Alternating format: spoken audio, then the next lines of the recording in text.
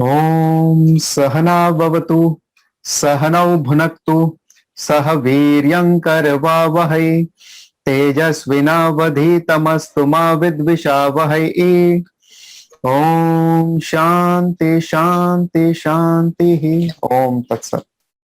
Okay, तो ये जो अभी हमारा सेशन है यहाँ पर शुरुआत में मैं आपसे क्वेश्चन पूछूंगा, उसके बाद में आप मुझसे बदला ले सकते हो। आखिर में आपको जितने क्वेश्चन पूछने हैं आप मुझसे पूछ सकते हो। सो अप्रोक्सीमेटली ये कुछ 1 आवर का सेशन रहेगा। आप चाहो तो लंबा कर सकते हैं, लेकिन मिनिमम उतना रहेगा, आप इतना समझ के चलिएगा। अगर कोई भी क्वेश्चन आपके दिमाग में आ रहा है तो आप उसको नोट कर लीजिए एक बार के लिए, और आखिर में so at the end of the session आपके जो भी क्वेश्चन होंगे वो आप मुझसे पूछ सकते हैं। I hope I am very clear now. Alright, तो सबसे पहले हम यहाँ पे आज इकट्ठा हुए एक पर्टिकुलर टॉपिक को लेकर, पेरेंटिंग के ऊपर, या फिर अपने बच्चों को कैसे हम मोल्ड कर सकते हैं, how to mould our child. तो सबसे पहले मैं आपसे यही जानना चाहूंगा, what is an ideal child you expect. आप अपने बच्चे को किस रूप में देखना चाहोगे कि भाई मेरा बच्चा ऐसा होना चाहिए, इस तरह से बिहेव करना चाहिए, ये उसका एजुकेशन होना चाहिए, ये उसने करना चाहिए, इस तरह से उसने पेरेंट्स को रिस्पेक्ट करना, नहीं करना, बड़ों को, वगैरह। तो आप मुझे या तो नीचे कमेंट में भी आप भेज सकते हैं आप मुझे, और अपना हाथ रेस कर दीजिए ताकि अबिता जी आपको मौका दे देंगे। सो आप क्या चाहते हैं कि भाई मेरा बेटा, एक क्या पिक्चर आपके दिमाग में है कि ये मेरा बेटा या मेरी बेटी या मेरे बच्चे जो भी हैं वो, उनको मैं इस तरह से देखता हूं, वो इंजीनियर होने चाहिए, डॉक्टर होने चाहिए प्रोफेशनली, उनके अंदर ये रिस्पेक्ट, ये कल्चर होना चाहिए, इस तरह से। तो आप किस तरह से उनको देखते हैं? राइट, यस शिल्पी जी। नमस्कार गुरुजी। या नमस्ते नमस्ते, बोलिए। हम चाहते हैं हमारा बच्चा ज्ञानमय हो, भक्तिमय हो और वैराग्यमय हो। तो उसके ज्ञान, लिए ओके, ज्ञानमय हो, भक्तिमय हो और वैराग्यमय हो। तो इस क्रिया में क्या क्या प्रयास करने चाहिए इस क्रिया में? हाँ, वो क्वेश्चन हम लास्ट में पूछ सकते हैं, लेकिन हम ये आज चाहते हैं, अभी ये क्वेश्चन है कि हम क्या चाहते हैं, अपने बच्चों में क्या देखना चाहते हैं। तो आपने कहा कि वो ज्ञान में हो, उसमें भक्ति भी हो, उसमें वैराग्य भी हो, ये सारी है। अगर वो साधु बन जाएगा आपको चलेगा? ये सारे साधुओं के गुण है। नहीं सर, आज ठीक है, ये चीजें होनी चाहिए, ज्यादा ज्यादा मोह माया नहीं होनी चाहिए, तो वैराग्य होना चाहिए। अच्छा, मतलब ज्यादा नहीं होनी चाहिए, थोड़ा। अब आपका थोड़ा अधिकता नहीं होनी चाहिए इस चीज की। Okay okay, alright, I got it. मगर ये सारे साधु के गुण आपने मांगे हैं। आप चाहते कि आपका बेटा हो, बिजनेसमैन हो, प्रोफेशनल भी हो, लेकिन साधु भी हो। मतलब जीवन का अंतिम पड़ाव में वैराग्य भावना उसके अंदर। अच्छा, अभी वो भी कंडीशन है, थोड़ा वैराग्य हो और अंतिम पड़ाव में हो। Okay, anybody else would like to share something?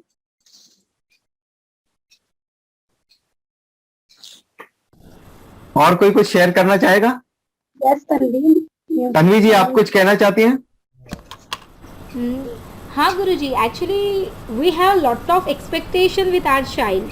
हाँ हाँ, क्या है कि we should not expect so much, पर फिर भी वो अपना जो दिल है वो मानता नहीं। Like we keep on expecting, if he achieve one thing, उसके बाद फिर लगता है हाँ ये तो अचीव कर लिया तूने, ओके अब next we just give them the target, हाँ ये तो कर लिया, अब ये करना है। वी अंडरस्टैंड कि समवेयर आई डू अंडरस्टैंड कि yes this is not right from our side, but वो हो ही जाता है कि हाँ तूने इतना लाया, हाँ बस अब नेक्स्ट। मतलब बहुत ज्यादा एक्सपेक्ट कर रहे हैं हम लोग बच्चों से। मैं एक्सपेक्टेशन की, मतलब उस ढंग से एक्सपेक्टेशन की बात नहीं करता। मैं एक पिक्चर ड्रॉ करना चाहता हूं कि भाई आपके दिमाग में कि भाई मेरा बेटा 10 साल, 20 साल, 25 साल, 30 साल के बाद में, या लाइफ लॉन्ग अगर मुझे चाहिए, तो मेरा एक आइडियल बेटे का रोल, आइडियल बेटा कैसा होना चाहिए।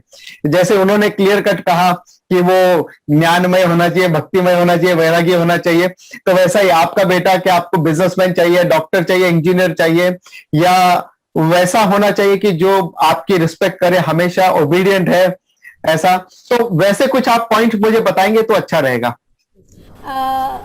Just he should stand on his own legs, वो क्या करे वो उसकी चॉइस है। हाँ हाँ।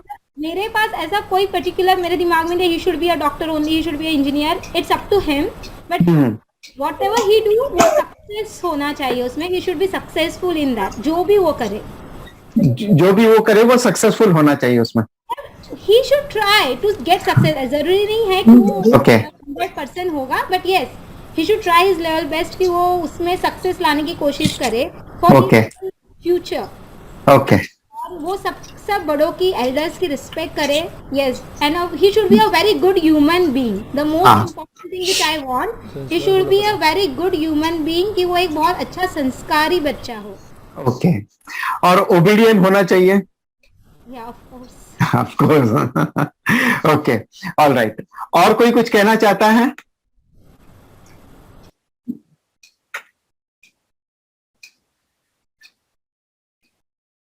All right, so we will proceed now.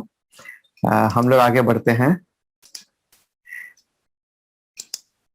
Okay.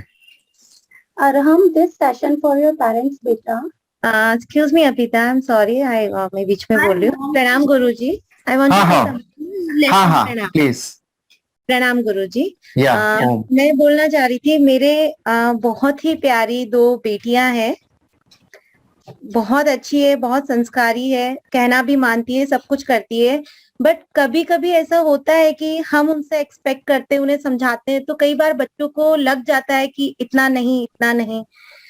बस मैं ये पूछना चाह रही थी कि वो जैसे अपने से बड़ों की बात माने, सबका कहना माने, परिवार की रेस्पेक्ट करे, परिवार को समझे, सब कुछ, तो जैसे बच्चों को ये चीज दिल से ना लगे, वो हर चीज समझे अपने माँ बाप की। ओके। तो हम चाहते हैं कि वो ओबीडियंट तो बने कम से कम सबसे पहले।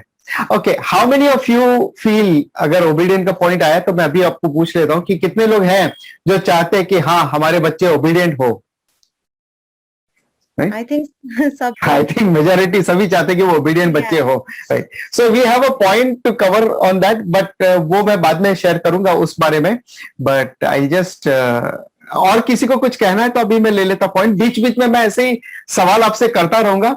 जैसे मैंने कहा ना, बाद में आप मुझसे बदला ले सकते हो आखिर में, कि आपके जितने प्रश्न है वो आप मुझे आखिर में पूछ सकते हो फिर। एनीवे, सो हमने अपने कुछ एक्सपेक्टेशन रखे हैं कि मेरा आइडियल बेटा या बेटी जो है वो कैसे होने चाहिए, उन्होंने किस तरह से परफॉर्म करना चाहिए, किस तरह से। तो यहाँ पे है, किसी ने एक मैसेज भेजा है, खुद का डिसीजन भी सामने रखे हम लोगों के सामने। ओके, मैं ये चाहती हूं कि आज्ञाकारी हो, बट खुद का डिसीजन भी सामने रखे हम लोगों के सामने, राइट?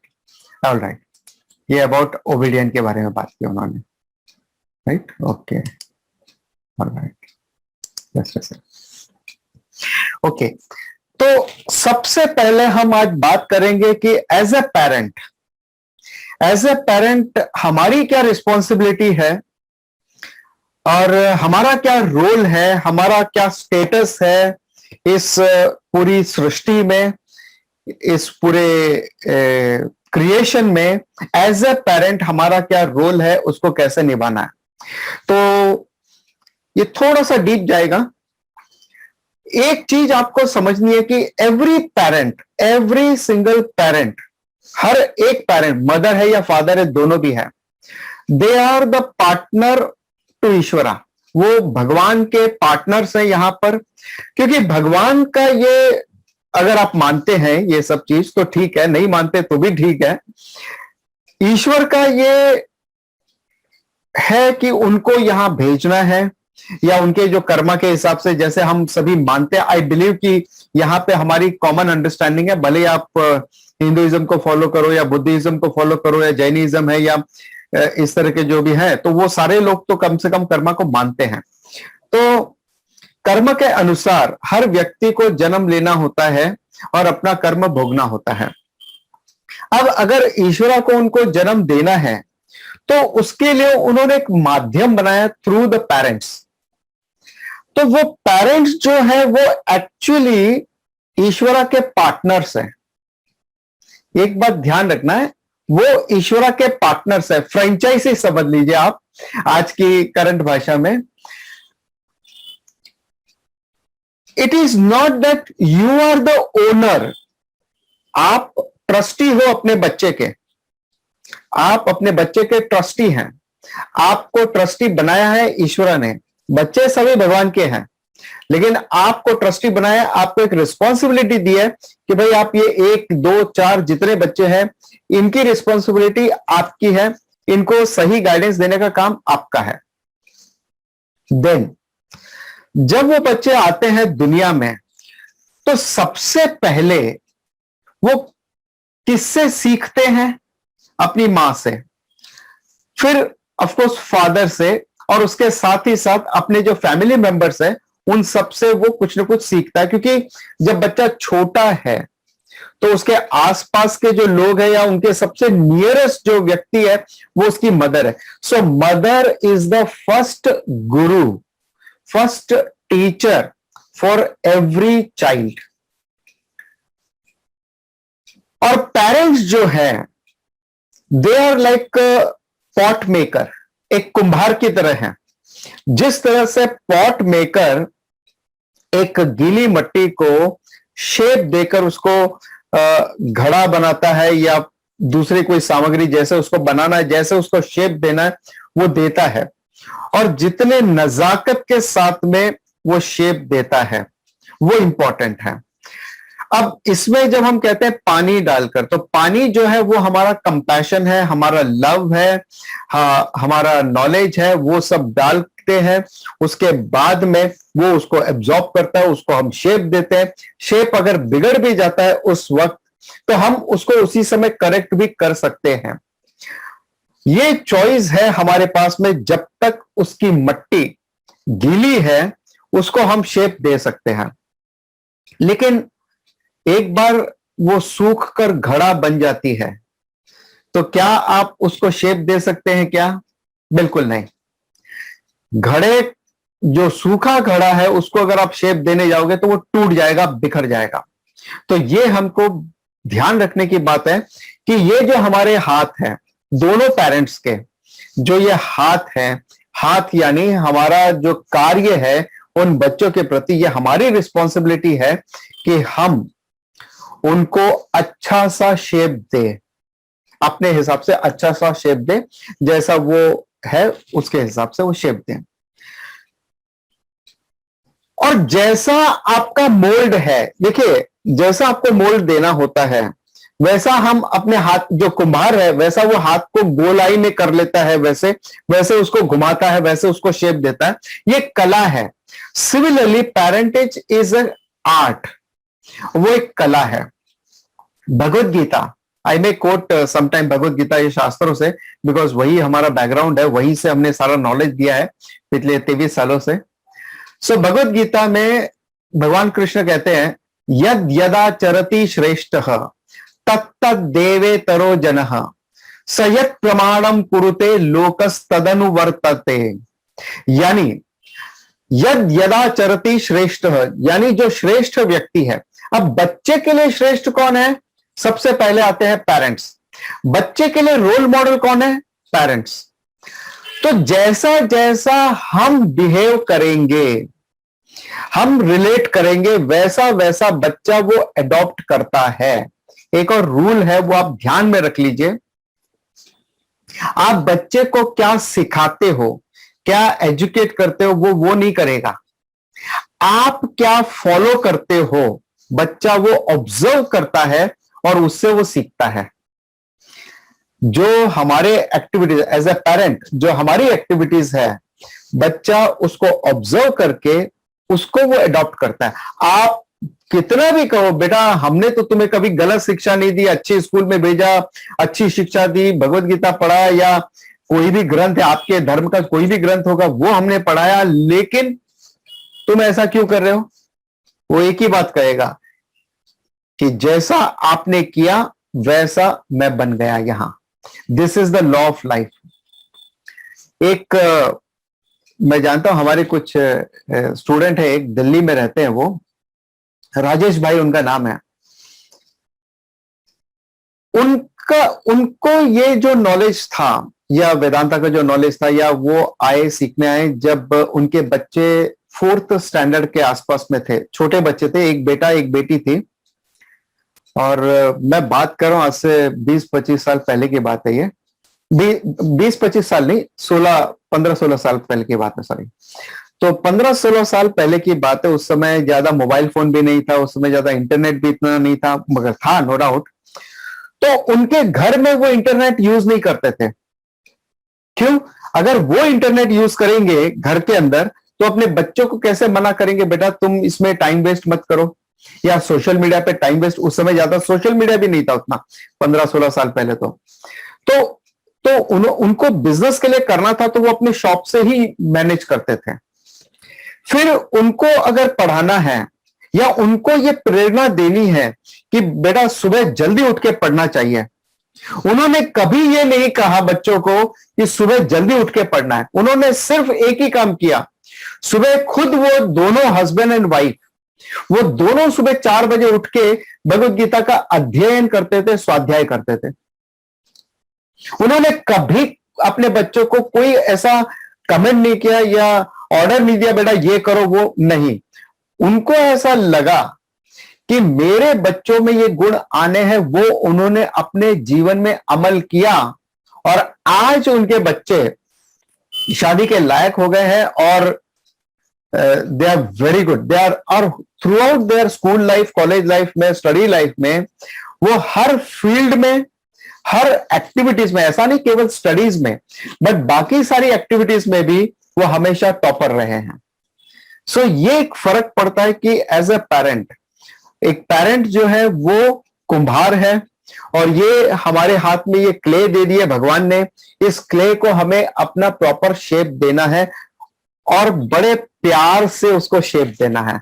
सो एक चीज ध्यान रखना, हमें मिट्टी का घड़ा बनाना है। मिट्टी का घड़ा बनाने के लिए जो क्ले है वो बड़ी नाजुक है। हमें पत्थर की मूर्ति नहीं बनानी है। पत्थर की मूर्ति बनाने में और मिट्टी के घड़े बनाने में फर्क है। मिट्टी के घड़े में आपके पास क्ले है जिसको आप शेप देते हो, पत्थर की मूर्ति में आप छेनी हथौड़ी का यूज करते हो, और जो भी एक्सेस है उसको आप निकाल के कट करके बाहर करते हो। There is a difference.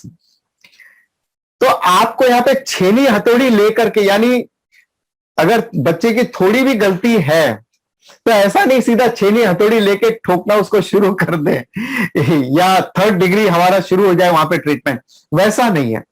छेनी हथौड़ी का काम या पत्थर की मूर्ति, पत्थर में से मूर्ति बनाने का काम उनके लिए जो पत्थर बन गया है, पत्थर बन गया यानी जो डैमेज हो चुका है काफी हद तक, उनको छेनी हथौड़ी का काम है। That is a 3rd degree का टॉर्चर है, वो अलग है, वो हम यहां पे बात नहीं कर रहे बिल्कुल भी। हम यहां बात कर रहे कि कैसे हम घड़े को शेप देना है। सो उसमें प्यार है, नजाकत है, उसमें एक कला है, आर्ट है, और वो हमारे लिए बहुत ही इंपॉर्टेंट है। अब जैसे यहां पे मैंने पूछा भी था और कुछ लोगों ने बताया भी था कि हम अपने बच्चों को क्या बनाना चाहते हैं, ये हमारा कोई फिक्सेशन नहीं है। वो जो बनना चाहे वो बन सकता है, हम उसके लिए मदद करने के लिए तैयार है। That's a wonderful thought, no doubt about it. अब मैं यहां पे एक पॉइंट आउट करना चाहता हूं, एक बहुत ही इंपॉर्टेंट पॉइंट। एवरी इंडिविजुअल, हर एक जीव जो है, हर एक जीव यानी ऑल लिविंग बींग्स की मैं बात कर रहा हूं, फिर वो चाहे ह्यूमन बींग है या ब्लेड ऑफ ग्रास है, एक घास का एक पत्ता ही क्यों ना हो, या एक छोटा सा पौधा है, एक चींटी है, बैक्टीरिया है, हर एक जीव का एक यूनिकनेस है, और हर एक जीव का यहां पर उपयोग है। इस सृष्टि में हर एक जीव का उपयोग है। अब यह बात और है कि वो मेरे लिए यूजफुल है या नहीं, वो अलग बात है, लेकिन हर एक जीव का अपने यहां पे यूज है। जैसे मुझे याद पड़ता है एक बार जब हम लोग आश्रम में थे, ये करीब 20 साल पहले की बात है लगभग, तो वहां पर स्टूडेंट ही मैनेज किया करते थे आश्रम को भी, और वहां पर एक पेड़ था, काफी बड़ा पेड़ था, वो अंजीर का पेड़ था, लेकिन उसमें जितने भी अंजीर आते थे वो केवल उसमें जीव आते थे, कीड़े मकोड़े के साथ में आता था वो, मतलब ह्यूमन बीइंग के खाने के लायक था ही नहीं वो। और वो जो पेड़ था, वहां पे हमारा क्रिकेट ग्राउंड था, क्रिकेट ग्राउंड के कॉर्नर पे वो पेड़ था, और उसमें से जब अंजीर गिरते थे तो हमारे काफी जो प्लेयर्स थे वो उसमें से स्लिप हो जाते थे। तो एक जो हमारे कोच स्टूडेंट थे उन्होंने रिक्वेस्ट की स्वामी जी से, स्वामी जी क्या हम इस पेड़ को कटवा दें, क्योंकि इसका वैसे भी कोई यूज तो है नहीं और बच्चे भी फिसलते हैं, इसलिए हम कटवा दें क्या।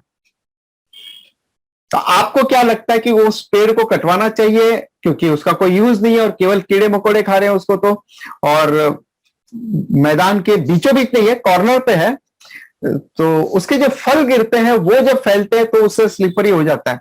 तो आपको क्या लगता है, मैं एक मिनट फिर से आपको अनम्यूट कर देता हूं, आपको क्या लगता है वो पेड़ कटवाना चाहिए या नहीं कटवाना चाहिए आपके हिसाब से? नहीं कटवाना चाहिए।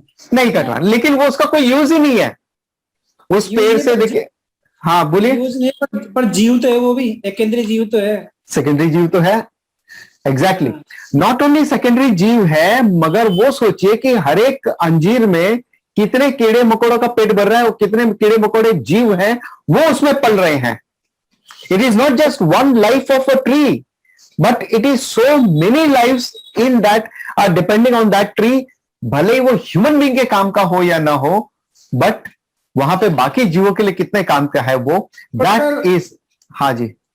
आज हम नहीं कर सकते, जैसे आज मान लो हमारे कोई बुजुर्ग हैं, हाँ, तो किसी रोग से पीड़ित हो जाए, उनके शरीर में कीड़े पड़ जाए, तो आज हम उनको ये कहेंगे उनको मार दो, क्योंकि वो कोई किसी काम के नहीं, बुजुर्ग आज घर में कोई कुछ नहीं कर रहे, ऊपर बस बैठे हैं केवल, तो जरूर है कि उनको अपन मार दें, या चलो इनके शरीर में कीड़े पड़ गए, शरीर में तो कुछ भी नहीं है, ना कुछ कर सकते ये, और कुछ दिनों में अपने आप ही स्वतः ही मर जाएंगे ये, तो अपन उनको नहीं मार सकते। आज अपन उनको जीव बिल्कुल नहीं, बिल्कुल नहीं। वो देखिए, वो चॉइस, खैर it is a totally different topic, उसके ऊपर हम ज्यादा डिटेल में नहीं जा रहे लेकिन वो हम बिल्कुल भी नहीं कर सकते उस मामले में, वो हमें करना भी नहीं चाहिए। Some other time we will talk about that. Anyway, so we will continue now further. Yes, तो स्वामी जी ने यही कहा कि भाई वो आप होते कौन हो उस पेड़ को काटने वाले वहां पर, और जब किसी को इतनी परेशानी नहीं है क्यों काटना है, और किसी को तकलीफ नहीं, परेशान नहीं कर रहा है, और बेचारा आराम से इतने जीवों को वो खाना दे रहा है, उनको लाइफ दे रहा है, तो आपको कोई अधिकार नहीं है उस पेड़ को काटने का। और एक पेड़ को काटना यानी ब्रह्म हत्या के समान है, एक ब्राह्मण की हत्या के समान है। So we should not cut it, right. So every living being, हर एक जीव, हर एक चाइल्ड इंक्लूडिंग यू, आपके अपनी कुछ क्वालिटीज है, आपके अपने कुछ पोटेंशियल्स हैं। अभी मैं आपसे एक और सवाल पूछता हूं, यहां पर एक बीज है, मैंगो सीड, अभी मैंगो का सीजन चल रहा है यहां इंडिया में, तो एक मैंगो सीड है, उस एक सीड से उसकी क्या पोटेंशियल है, उसमें कितनी पेड़ आ सकते हैं, उसकी क्या पोटेंशियल है, कितने पेड़ की पोटेंशियल है उस एक बीज में, आपको कितने मैंगोज दे सकते हैं उसमें से, उस एक सीड से आपको कितने मैंगो मिल सकते हैं, 1000, 2000, 10,000? अनलिमिटेड। अनलिमिटेड? अनलिमिटेड।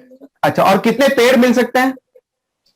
पेड़ तो एक भी से तो एक ही पेड़ मिलेगा, एक भी से एक पेड़ मिलेगा, एक ही पेड़ होगा। पेड़ भी अनलिमिटेड मिल सकते हैं, क्योंकि उससे जो प्रोड्यूस होंगे मैंगोज, उनसे हम और ट्री ग्रोथ कर सकते हैं। ये किसने बोला? ये आपका नाम भी बोल दीजिए जरा। संध्या। संध्या। संध्या जी, बहुत अच्छा पॉइंट बताया आपने। हाँ, ये पॉइंट नोट करने की है। अब सुनिए जरा, जो संध्या जी ने बोला है, आई एम रियली ग्लैड कि आपने वो आंसर दे दिया। एक बीज है, उसकी क्या पोटेंशियल है, वो एक पेड़ पैदा करता है, उस एक पेड़ से अनेकों फ्रूट्स आते हैं, उस अनेकों फ्रूट से अनेकों पेड़ आते हैं, और उस अनेकों पेड़ से और अनेकों, it goes to infinity. In short, एक बीज में इनफाइनाइट पोटेंशियल है, एक मैंगो के बीज में। अगर आप राई का सीड लोगे तो भी इनफाइनाइट है, अगर आप कटहल का, जैक फ्रूट का भी लेते हो, then also it is infinite. यानी इतने बड़े फ्रूट जो आते हैं उसकी भी पोटेंशियल इनफाइनाइट है, और जो छोटा बीज अगर आप लेते हो उसकी भी पोटेंशियल जो है इन्फिनिटी की है। ये आपको पता है क्या, ये बरगद का पेड़ का जो सीड होता है ना, वो राई के दाने जितना ही होता है, बिल्कुल। लेकिन वो सीड जब तक बर्ड के शरीर से पास होके नहीं गुजरता, उसके सिस्टम से होके नहीं गुजरता, तब तक वो जर्मिनेट नहीं हो सकता। तो इतना बड़ा बरगद का पेड़ आप लगा नहीं सकते, उसके लिए वो बर्ड चाहिए जो बर्ड की ड्रॉपिंग के बाद में वो निकलता है। So every individual is so unique, पूरा सिस्टम इतना यूनिक है यहां पर। तो हर एक सीड की पोटेंशियल जो है वो इंफिनिटी है। सिमिलरली हर एक चाइल्ड की पोटेंशियल जो है वो इनफाइनाइट है। लेकिन क्या आप मैंगो सीड से जैक फ्रूट को एक्सपेक्ट कर सकते हैं क्या? नहीं। And vice versa, jackfruit से आप मैंगो का पेड़ एक्सपेक्ट नहीं कर सकते, या राई के दाने से आप मैंगो एक्सपेक्ट नहीं कर सकते। लेकिन राई के दाने में इनफाइनाइट पोटेंशियल है, मैंगो के सीड में इनफाइनाइट पोटेंशियल है, जैक फ्रूट के सीड में इनफाइनाइट पोटेंशियल है। इनफैक्ट कोई भी सीड है, इंफिनिटी उसकी पोटेंशियल है, उसकी कैपेसिटी है। राई इंफिनिटली आपको राई पैदा करके दे सकती है। तो उसी तरह से आपका बेटा या आपकी बेटी वो क्या करती है वो इंपॉर्टेंट नहीं है, उसके अंदर जो पोटेंशियल है वो इनफाइनाइट है।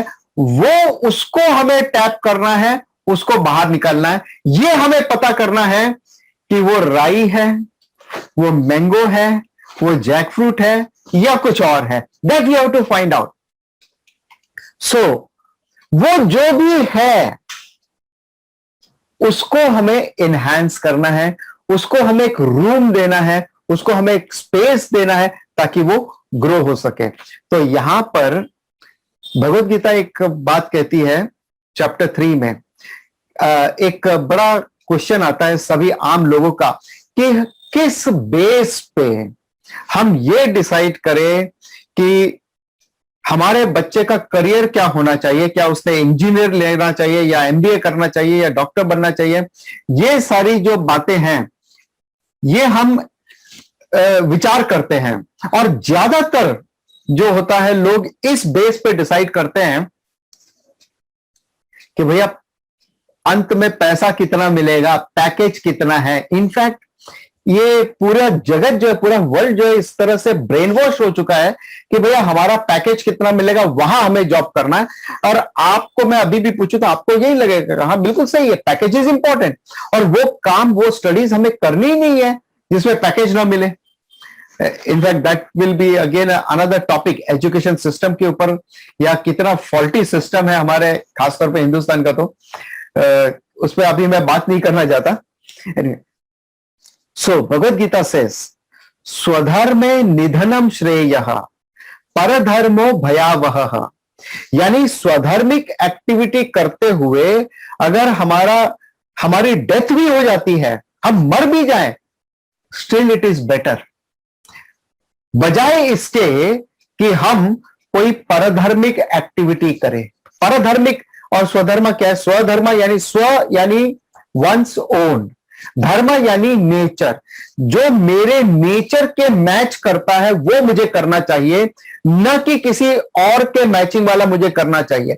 मैंने किसी और को देखा, मेरे दोस्त को देखा, या मेरे फादर को देखा, या मेरे अंकल को देखा जो बहुत सक्सेसफुल है डॉक्टर बनके, लेकिन मुझे तो पेंटर बनना है या मुझे एक्टर बनना है। तो भैया आप एक्टर बनो, पेंटर बनो, डोंट बी ए डॉक्टर।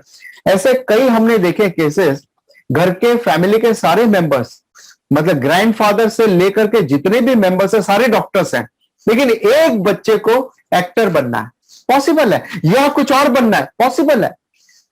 ये है स्वधर्मा। So allow that child to fulfil or to pursue his or her swadharma. उस बच्चे को अपना स्वधर्म फुलफिल करने के लिए आप प्रेरित करो, न कि उसको परधर्मा करने के लिए पुश करो। So we must find out what is our स्वधर्मा, इट इज वेरी इंपॉर्टेंट। और इसके लिए मैं रिकमेंड करूंगा 3 इडियट में जो एक ये पॉइंट वहां पे कवर होता है 3 इडियट में, कि बच्चा पैदा होते ही उन्होंने डिसाइड कर लिया कि मेरा बेटा तो इंजीनियर बनेगा, लेकिन उसको वाइल्ड लाइफ फोटोग्राफर बनना था, and finally he becomes the wildlife photographer. So वो चीज होनी चाहिए, अदरवाइज जिंदगी भर बच्चा दुखी रहेगा।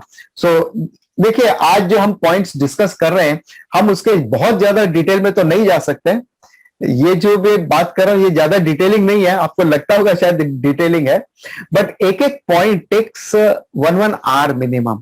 ये वैसे पॉइंट्स हैं, वैसे डिटेल है इसमें। अब एक क्वेश्चन आता है, क्या हमारे बच्चे जो हैं जब थोड़े भी बड़े हो जाते हैं तो उनको खाली फ्रेंड चाहिए, और बड़े हो जाते हैं वो हमेशा बाहर अपने दोस्तों के साथ ही रहते हैं, उनको घर में बैठना पसंद नहीं है? Are you all agree with this? तो आप हाथ रेस कर दीजिए यहां पे केवल। Are you with me? Are you agree with this? Right, right. तो ऐसा क्यों होता है? ऐसा क्यों होता है कि जो बच्चे हैं हमारे, वो हमेशा बाहर रहना चाहते हैं, अपने दोस्तों के साथ रहना चाहिए, अपने दोस्तों के साथ उठना बैठना, मूवी देखना, होटल जाना, और एक एज के बाद तो वो कहते हैं भैया हमें फैमिली के साथ बर्थडे भी सेलिब्रेट नहीं करना है, अपना बर्थडे भी हम अपने दोस्तों के साथ ही सेलिब्रेट करेंगे और कहीं नहीं, बिकॉज उनको ऐसा कोई दोस्त मिलता नहीं है घर के अंदर। एज अ पेरेंट, जैसे मैंने कहा, बहुत नजाकत से हमें मोल्ड करना है। तो पेरेंट्स का रोल क्या है? वैसे ही जैसे गुरु का रोल होता है। गुरु कौन होता है? गुरु एक शिष्य के लिए वो क्या केवल गुरु है? नहीं, गुरु हर रोल निभाता है। वो उसका भाई भी है, उसका दोस्त है, उसका गुरु तो है ही है, मदर है, फादर है, एट टाइम उसके बच्चे भी हैं। सो गुरु जैसे अपने सारे रोल्स निभाता है, एक ही रोल में वो सारे रोल्स को फुलफिल करता है, उसी तरह पेरेंट्स को चाहिए कि वो अपने सारे रोल्स को प्ले करे प्रॉपरली। जब जब बच्चे को एज के अनुसार, सिचुएशन के अनुसार जैसा उसको चाहिए वैसा वो वहां पे अपना रोल अदा करे। इस पर मैं एक किस्सा सुनाता हूं। हमारे कुछ पहचान वाले लोग थे, और साउथ इंडियन है, तमिलियन है। तो कुछ साल पहले की बात है ये। दोनों पहले बहुत अच्छे से बात करते हैं, माँ और बेटी के बीच के रिलेशनशिप के बारे में मैं बता रहा हूं। दोनों में अच्छी बातचीत होती थी। फिर बाद में पता नहीं क्या हुआ, जैसे होता है ना, जब बच्चे बड़े होते हैं तो बच्चे थोड़े डिमांडिंग भी हो जाते हैं, और उनको ज्यादा फ्रीडम भी चाहिए होता है। और माँ बाप है कि बस आज तक नहीं, क्योंकि माँ बाप के लिए जो बच्चा है वो तो बच्चा ही रहेगा हमेशा, तो वो फ्रीडम उसको मिल नहीं रहा है, या जो भी था, उस वजह से उन दोनों के बीच में एक तनाव हो गया, डिस्टेंस आ गया कई सालों तक, और फिर एक फॉर्मेलिटीज वाला रिलेशन बन के रह गया उन दोनों में। मुझसे बात हुई, क्योंकि दोनों मेरे सेशन अटेंड करते थे, तो मुझसे बात हुई कि ऐसा ऐसा है, एक जन से बात हुई। मैंने कहा ठीक है, आप कम्युनिकेट कीजिए। Communication is the biggest tool. Communication एक बहुत बड़ा टूल है अपने मिसअंडरस्टैंडिंग को क्लियर करने के लिए, या अपने बॉन्ड को बढ़ाने के लिए। So this is something very very important to communicate with your child. और अगर चाइल्ड है तो अपने पेरेंट्स के साथ में कम्युनिकेट करना चाहिए। अगर पेरेंट्स उतने मैच्योर नहीं है कि वो कम्युनिकेट करे, या उतना ओपन नहीं है, तो चाइल्ड अगर मैच्योर ज्यादा है या ओपन ज्यादा है तो वो अपने पेरेंट्स के साथ कम्युनिकेट कर सकता है। लेकिन कम्युनिकेशन शुड बी देयर। और कई बार ज्यादातर क्या होता है, खासतौर पे इंडियन कल्चर में जो है, हम कुछ बातें होती है वो ओपनली शेयर नहीं कर पाते हैं, उस बारे में चर्चा नहीं कर पाते, उस बारे में बात नहीं कर पाते हैं। जैसे आजकल जैसे हो रहा है कि प्रोटेक्शन को लेकर के, वुमेन प्रोटेक्शन को लेकर के भी जो बातें हैं, तो हम पूरी तरह से खुल करके उनसे बात नहीं कर पाते, या जैसे जैसे उनकी एज ग्रो होती है तो हम खुल के उनको बता नहीं पाते कि क्या हो रहा है, कैसे हो रहा है। उस बच्चे को नहीं पता कि मेरे साथ क्या हो रहा है। पेरेंट्स को पता है लेकिन वो कम्युनिकेट नहीं कर पाते हैं। That's the biggest problem. और सबसे बड़ी मिसअंडरस्टैंडिंग जो होती है, सबसे ज्यादा जो है, वो कम्युनिकेशन गैप की वजह से होती है। तो मैंने उनसे यही सजेस्ट किया कि आप कम्युनिकेट करें, लेकिन फिर भी हुआ नहीं। तो मैंने कहा कोई बात नहीं, मैं एक काम करता हूं, मैं आता हूं, आप दोनों को कम्युनिकेट करवाता हूं, और भले आपकी पर्सनल लाइफ जो भी डिस्कस करना है करो, अपनी लैंग्वेज में करो, क्योंकि मुझे वो भाषा आती नहीं है, आपकी अपनी लैंग्वेज आती नहीं है। So I just was a medium कि उन दोनों के बीच में कुछ कम्युनिकेशन हो जाए, और उनके बीच में जो उस दिन कम्युनिकेशन हुआ, उसकी वजह से उन दोनों के बीच में इतना गहरा बॉन्ड है, जो कभी ऐसा आ गया कि दोनों एक दूसरे के एकदम, वो कहते हैं ना, चुंबक टूटने के बाद, मैग्नेट टूटने के बाद एक दूसरे से जुड़ता नहीं कभी, तो वैसे वो एक दूसरे के विरुद्ध हो गए थे, वो आज एक दूसरे के सपोर्टिव है, सुख और दुख दोनों में। So communication is very important tool, और आपने खुलकर बात करनी चाहिए उनसे। हाँ, एक और बात है, अगर वो सही करते हैं तो भी, और अगर वो गलत कर रहे हैं, आपको ऐसा लगता है वो कम्युनिकेट कर रहे हैं, आज तो मैंने सिगरेट पी लिया अपने दोस्तों के साथ में, या मैंने ड्रग्स लिया या ड्रिंक्स लिया, you have to communicate and very firmly कि ये गलत है, वो गलत है, इट इज नॉट एक्सेप्टेड। हाँ, अब वो डिपेंड करता है उस एज के हिसाब से कि आप उसको दोस्त की तरफ समझाएं, एक गाइड की तरह समझाएं, फादर की तरह समझाएं, या भाई की तरह समझाएं, या अपनापन जो भी है, किस रिश्ते से, किस तरह से आप समझाते हैं, वो आपकी कला है वहां। लेकिन you have to play all the roles, और ऑल द रोल्स आपको वो कम्युनिकेट करने होते हैं यहां पे। So communication has a very important role in your life. आप में से कितने लोगों को लगता है कि हमारा बच्चा जो है बड़ा शैतान है, मतलब शैतान भी इसके सामने फीका पड़ जाए, इतना शैतानी करता है, इतनी बदमाशी करता है? भाई, हमें तो शांत बच्चे पसंद हैं। So how many of you prefer शांत बच्चे? शांत बच्चे चाहिए? हाँ, नहीं? अच्छा, अभी आपके अच्छा, अब मैं पूछता हूं दूसरा क्वेश्चन। कितने लोग हैं जिनको अशांत बच्चे, अशांत यानी बहुत बदमाशी वाले बच्चे पसंद है? बहुत बदमाशी वाले बच्चे पसंद है, राइट? नहीं, बहुत बदमाशी वाले बच्चे पसंद है किसको?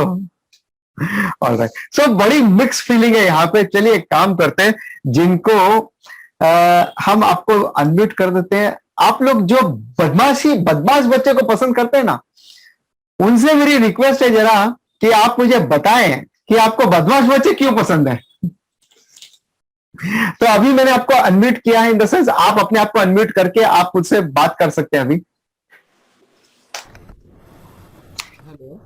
हाँ, बदमाश मतलब ऐसा है कि मेरा बच्चा जो कि बहुत भोला है, समझो कोई मारेगा तो मार खा के आ जाएगा, लाइक ऐसा है कि फाइट बैक नहीं करेगा, लाइक वैसा बदमाश मतलब कि उसमें उतना डेयरिंग होना चाहिए कि जिंदगी में आगे कोई भी तकलीफें हैं वो फेस कर सके, और थोड़ा सा बदमाशी आएगा तो उसमें डेयरिंग आएगी, मेरा ऐसा मानना है। मैं बदमाश मतलब गलत काम नहीं, लेकिन ठीक है, वो डेयरिंग होनी चाहिए उसमें, फाइट बैक करने की। तो बात ये, जब वो ऐसे कुछ कांड करेगा, कारनामे करेगा, फाइट लड़ेगा, झगड़ेगा, तो ठीक है, अपने आप वो फाइट बैक वाली वो डेवलप होगी उसमें। लेकिन जो बच्चा शांत है, एक minute, I will come back to you. लेकिन जो बच्चा शांत है, उसका तो वैसे ही किसी से झगड़ा नहीं होगा, फाइट करने की जरूरत ही नहीं पड़ेगी। आज की दुनिया में ऐसा नहीं है गुरुजी। अच्छा, ऐसा नहीं है कि जो शांत है उसको तो लोग, जो दबता है उसको वो लोग ज्यादा दबाते हैं। इवन ग्रुप में, बच्चों के ग्रुप में भी। नमस्ते। हाँ, ओके। हाँ, अभिषेक जी आप बोलिए। हाँ, मेरा नाम अभिषेक अग्रवाल है। हाँ, मेरा मानना है जो बदमाश बच्चे रहते हैं वो क्रिएटिव होते हैं, वो जुगाड़ू जो बोलते हैं वर्ड, वो कोई भी सिचुएशन से निकल सकते हैं। हाँ, जैसे जब अपन स्कूल कॉलेज में होते हैं, जो लास्ट बेंचर होते हैं, जो बैक बेंचर होते हैं, हाँ, कोई भी सिचुएशन, कोई भी आपकी परिस्थिति आती है इन फ्यूचर, वो उस सिचुएशन को कंट्रोल कर सकते हैं। हाँ, लेकिन जो गुड स्टूडेंट होते हैं, जब उनके सामने ऑपोजिट सिचुएशन आती है वो हैंडल नहीं कर सकते हैं। I will clap for your point. बहुत बढ़िया। Thank you, sir. Thank you. Yes, yes. Right. It I is, agree with you, Abhishek. it is Abhishek ji, ये 500% सच है। अब मैं आपको बताता हूं कि ये क्यों ऐसा होता है, right? But in the mean time आप लोग अपने आप को म्यूट कर लीजिए अब फिर से, राइट? देखिए, जो शैतान बच्चा है वो शैतानी क्यों कर रहा है? क्योंकि उसके अंदर एनर्जी बहुत है, उसके थॉट्स बहुत है, उसके पास आइडियाज बहुत है, उसका दिमाग बहुत तेज चल रहा है, इसलिए उसके जो एनर्जी है फिजिकली वो एग्जॉस्ट कर रहा है वहां पर। This is a sign. अगर बच्चा शैतान है मतलब ये साइन है कि वो बच्चा ब्रिलियंट है, वो क्लेवर है, ये उसका साइन है। अगर बच्चा बहुत शांत है, वो किसी ग्रुप में घुलता मिलता नहीं है, एकांत में पड़ा रहता है, बैठा रहता है, वो then it is a matter of worry.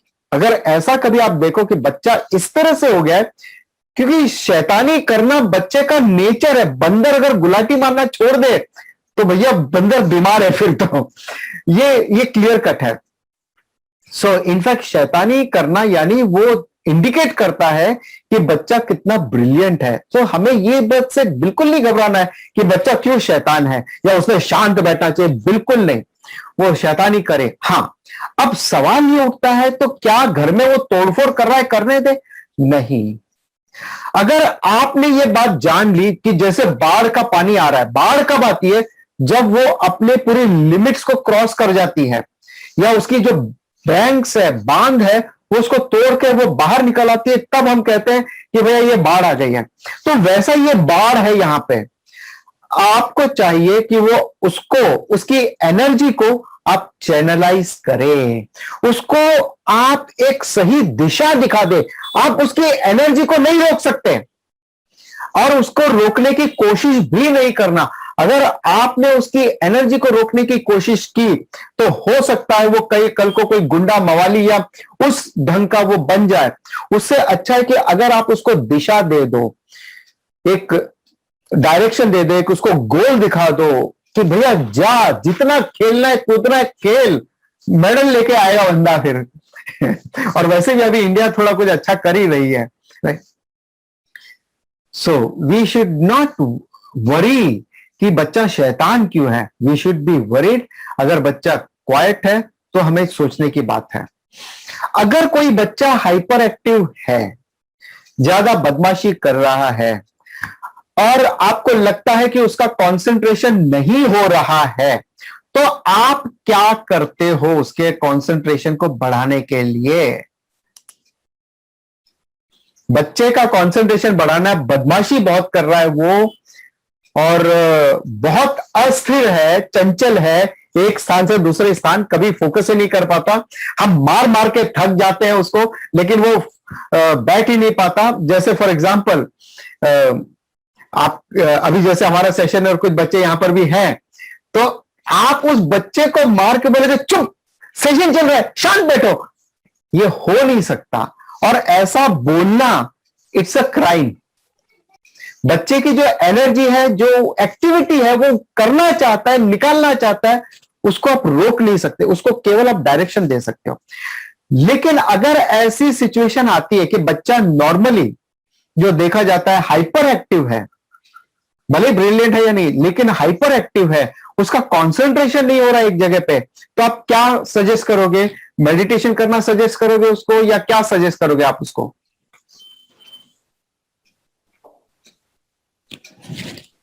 I feel हमें उसको टाइम देना चाहिए। टाइम तो बहुत दे दिया हो तो मतलब आपके हेड तो मेरे को लगता है कि है ना, हमको उसके साथ बैठना चाहिए। उसका जो हाइपरनेस है ना, उसके साथ बैठ के उसकी चीजें सॉल्व करके करना चाहिए। जो हाँ। मैंने अपने बच्चों के साथ किया वो मैं अपना एक्सपीरियंस बोल रही हूँ। हाँ, ओके। मेरा मानना है गुरुजी, उस बच्चे को जिस चीज में इंटरेस्ट है ना, उसमें अगर अपन फोकस जलवाएंगे तो उसका कंसंट्रेशन बिल्ड होगा। ओके। आपको कितने, आप में से कितने लोगों को लगता है कि यहाँ पे मेडिटेशन भी काम आएगा? एक्चुअली हमारे बच्चे छोटे हैं, इस पीरियड उनको मेडिटेशन में डालना वो बहुत टफ रहता है, तो मेडिटेशन हमारे लिए तो काम आता ही नहीं है इस पीरियड। अच्छा ठीक है, बड़े लोगों के लिए क्या है? अगर जो बड़े लोग जो चंचल है, अस्थिर है, जिनका कंसंट्रेशन नहीं हो रहा है, क्या आप उनको सजेस्ट करोगे मेडिटेशन करने के लिए? नहीं, आज के पीरियड में आई फील सो मेडिटेशन किसी को करना मतलब कोई लेना मेडिटेशन जल्दी से लेता नहीं है। वो peace of mind I feel so किसी के दिमाग में नहीं है आज के टाइम पे तो।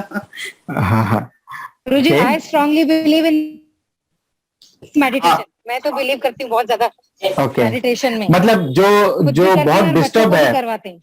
नहीं, जो बच्चा डिस्टर्ब है या जो आदमी भी डिस्टर्ब है, इंसान भी जो है, बड़ा एल्डरली पर्सन जो है वो भी अगर डिस्टर्ब है तो आप सजेस्ट करते हो मेडिटेशन करने के लिए, राइट? जी बिल्कुल बिल्कुल, होना ही चाहिए। हर किसी को मेडिटेशन जरूर करना चाहिए। और कुछ नहीं है, बच्चों को 5 मिनट बैठ करके ओम का जाप करा, वो भी उनके लिए मेडिटेशन है। हाँ, ओके। और कोई कुछ कहना चाहता है, मेडिटेशन करना चाहिए नहीं करना चाहिए, जो वो चाहे बच्चों के लिए बड़ों के लिए दोनों के लिए लागू होगा? एनीबॉडी? क्योंकि हाँ, सॉरी, मुझे लगता है कि जो माँ बाप बच्चों को अच्छे से टाइम देते हैं उन्हें ये सब चीजों की प्रॉब्लम ही नहीं होती है। अगर आप बच्चों के अच्छे फ्रेंडली हो, अच्छे से टाइम दो, एक्टिविटीज कराओ, तो उनको ये सब प्रॉब्लम्स आती ही नहीं। हो चाहे शैतान हो, चाहे कैसा हो, चाहे कुछ भी हो, वो बच्चे होते ही वेल मैनर्ड होते हैं वो बच्चे। हाँ, एक एक करके पेरेंट्स अगर पार्टनर बन जाते हैं अपने बच्चों के साथ तो ज्यादा इजी हो जाएगा। हाँ, पेरेंट्स अगर पार्टनर बन जाते हैं, लेकिन फिर भी देखिए जो बच्चों का स्वभाव है कि वो हाइपर एक्टिव है, वो है, that is a problem. That is a problem, मतलब कि उसका समाधान ढूंढना है हमें, राइट? सो बच्चे हैं या बड़े, मैं दोनों को ले रहा हूं यहां पर। तो इस पर्टिकुलर पॉइंट के लिए मैं दोनों को इंक्लूड करता हूं। तो कुछ लोग का, हाँ, आपका नाम नहीं आ रहा है यहाँ पे, कुछ अलग नाम आ रहा है सर आपका। आप बोलिए, आप हाथ कर रहे हो, आप बोलिए जरा। राजेश जी आप म्यूट में हैं। हाँ, आप बोलिए। हाँ राजेश। हेलो। हाँ राजेश। हाँ। बच्चे मेडिटेशन करना नहीं चाहते। हाँ। वो जिम चले जाएंगे लेकिन मेडिटेशन और योगा नहीं करेंगे आजकल के बच्चे। तो उनको करना नहीं डाली गई तो अचानक कैसे करेंगे? वॉकिंग पे चली जाएगी। हाँ, जैसे मिसेस वॉकिंग पे चली जाएगी आधा पौना 1 घंटा। हाँ, लेकिन घर में अगर कुछ बोलता है कि भाई ये कर दो वो कर दो तो मैं थक गई। जस्ट एक जनरल एग्जाम्पल। हाँ, नहीं राजेश, हमारा क्वेश्चन ये है कि उन्होंने ये करना चाहिए या नहीं करना चाहिए, दैट इज अवर क्वेश्चन। वो नहीं करते वो चीज अलग है, लेकिन करना चाहिए या नहीं करना चाहिए वो हमें सोचना है यहाँ पर। क्योंकि यहाँ पे मिक्स्ड आंसर है यहाँ पे लोगों के। कुछ लोग कहते हैं कि मेडिटेशन करना चाहिए, कुछ लोग कहते हैं कि नहीं करना चाहिए। सो एनीवे, देखिए meditation, I will answer now. Meditation is concentrated concentration. I'll repeat. Meditation is concentrated concentration. तो जो बच्चा या जो व्यक्ति नॉर्मल कंसंट्रेशन ही नहीं कर पा रहा है तो मेडिटेशन कैसे करेगा? यानी आप किसी को कह दो भैया सूर्य नमस्कार करना है आपको, 108 सूर्य नमस्कार हमारा टारगेट है, ठीक है, और वो बंदा पहले दिन शुरू करता है, ये टारगेट 108 का रखा है, क्या आप उसको ये बोलोगे कि पहले दिन आप 108 करो? नहीं, शुरुआत करो 2 से 4 से 2 करके बढ़ाओ, उसको कंटिन्यूटी रखो। हो सकता है 1 साल लगे, बट वो ग्रेजुअली वहां तक जाना होगा। अब हम बात करते हैं यहां पे बच्चों के बारे में। बच्चों में जैसे मैंने कहा एनर्जी बहुत है उनके पास। देखिए जो आपके कंसंट्रेशन की बात जहां पे आती है तो ये माइंड है जो भटकता है, और ये आपकी बुद्धि है जो माइंड को कंट्रोल करती है, उसको रेगुलेट करती है। जिस तरह से एक नदी का बहाव है, वो नदी के बहाव में उसके बैंक्स है, अगर नदी के बहाव में बैंक्स नहीं है तो बाढ़ का पानी है वो हार्मफुल है। अगर वही पानी को बैंक्स है, उसके किनारे जो है उसको बांध के रखते, उसको दिशा निर्देशित देती है, तो वो रिवर का काम करती है, वो हमारे लिए यूजफुल है। उसी तरह से बच्चों में थॉट्स बहुत है, एनर्जी बहुत है, माइंड बहुत स्ट्रांग है, बहुत पावरफुल है, लेकिन जो बुद्धि है वो उतनी विकसित नहीं है, इसलिए वो कंसंट्रेट नहीं कर पाएंगे। अब सवाल ये आता है कि बुद्धि को विकसित होने में थोड़ा वक्त लगता है, and it is not by study. It is by exercising the intellect. It's a totally different topic, but it is an important topic. बाद में कभी हम डिस्कस करेंगे. तो जब आपके पास एनर्जी बहुत है, फ्लो बहुत है और कंट्रोल करने के लिए कुछ नहीं है और उसको एग्जॉस्ट करना है एनर्जी को, तो आप क्या करोगे? चैनलाइज करना है. आप बच्चे जो मेडिटेट नहीं कर पाता है क्योंकि वो नहीं कर पाएगा, उसका इतने सारे थॉट्स है, आप उसको कंप्रेस करना चाहते हो सिंगल थॉट पे. It is not possible and it is harmful also. इसलिए आप बच्चों को बोलो गेम खेलो, स्पोर्ट्स खेलो, लेकिन don't play football with fingers. Don't play on keyboard, play on the playground. बाहर जाओ, बाहर जितना मर्जी है खेलो. And believe me one thing, किसी ने अभिषेक जी ने शायद बोला था ये बात,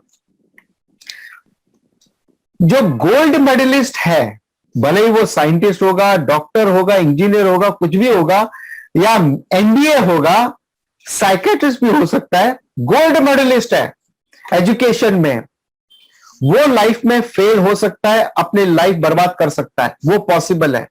लेकिन अगर कोई स्पोर्ट्स पर्सन है, एक्टिव पर्सन है, I am saying sports person का मतलब केवल स्पोर्ट्स पर्सन से नहीं है, वो ट्रैकिंग पे जाता है, हाइकिंग पे जाता है, या फिर स्पोर्ट्स में है, एक्टिविटीज में इन्वॉल्व है, चाहे वो परफॉर्मिंग आर्ट्स है या तो डांस है, ड्रामा है वगैरह, अगर कोई ऐसा करता है, उसमें वो एक्टिव है, वो लाइफ में कभी फेल नहीं होगा.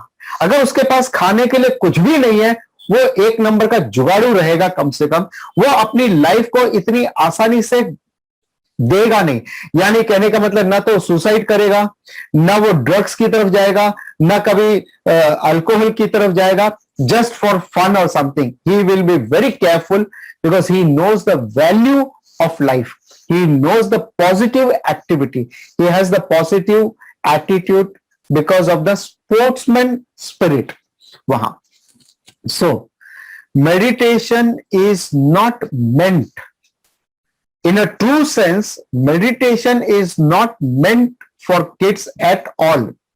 और आप उनको ज्यादा से ज्यादा मेडिटेट करवा के आप उनका दिमाग, उनका ब्रेन जो है वो डैमेज नहीं करना please, because it really causes lot of damage. I met a couple rather, उनके घर में हम कुछ दिन रहे थे, आश्रम की तरफ से हम गए थे दिल्ली में, तो वहां हम रहे थे कुछ दिन वहां. वो दोनों हस्बैंड वाइफ कहते हैं हम दिन में 3-4 घंटे मेडिटेट करते हैं रोज, डेली. मगर वो दोनों हस्बैंड वाइफ एक दूसरे से टॉकिंग टर्म्स में नहीं है और उन दोनों के अंदर कूट कूट के भरा हुआ है गुस्सा. मैंने उनसे पूछा आप कितने सालों से मेडिटेट करें? बोले हम 10-12 सालों से कर रहे हैं. लेकिन उन्होंने जो मुझे शेयर किया था वो, आप मुझे तो पता है, खैर उन्होंने ये शेयर किया कि मैं मेडिटेट कितना भी कर लूं लेकिन मुझे वो सुख शांति नहीं मिल रही है, मेरा वो फोकस नहीं हो रहा है यहां पर. तो मैंने कहा मत करो. तो बोले अगर नहीं करो तो रेस्टलेस लगता है. और that is called the state of neutralisation.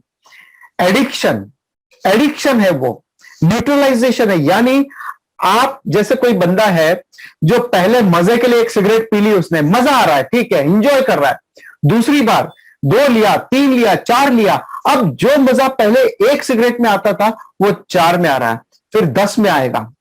Then he will reach to the state of neutralization. वहां क्या होता है, at the time of contact there is no happiness. लेकिन अगर वो नहीं करेगा देन देयर इज डिस्प्लेजर. ये है एल्डरली लोगों के बारे में. और बच्चों के बारे में, क्योंकि इतनी सारी एनर्जी है और इतना फोर्स है. आप इमेजिन कीजिए 4 पुलिस वाले हैं और 4000 मॉब है, राइट्स कर रहे हैं, वो डंडा और लेकर आ गए, तो क्या वो 4 पुलिस वाले उनको कंट्रोल कर पाएंगे? और अगर वो वहां पे कंट्रोल करने की कोशिश करेंगे हाथ फैलाकर, तो क्या होगा? वो कुचले जाएंगे. This is how it will damage our buddhi. So be careful.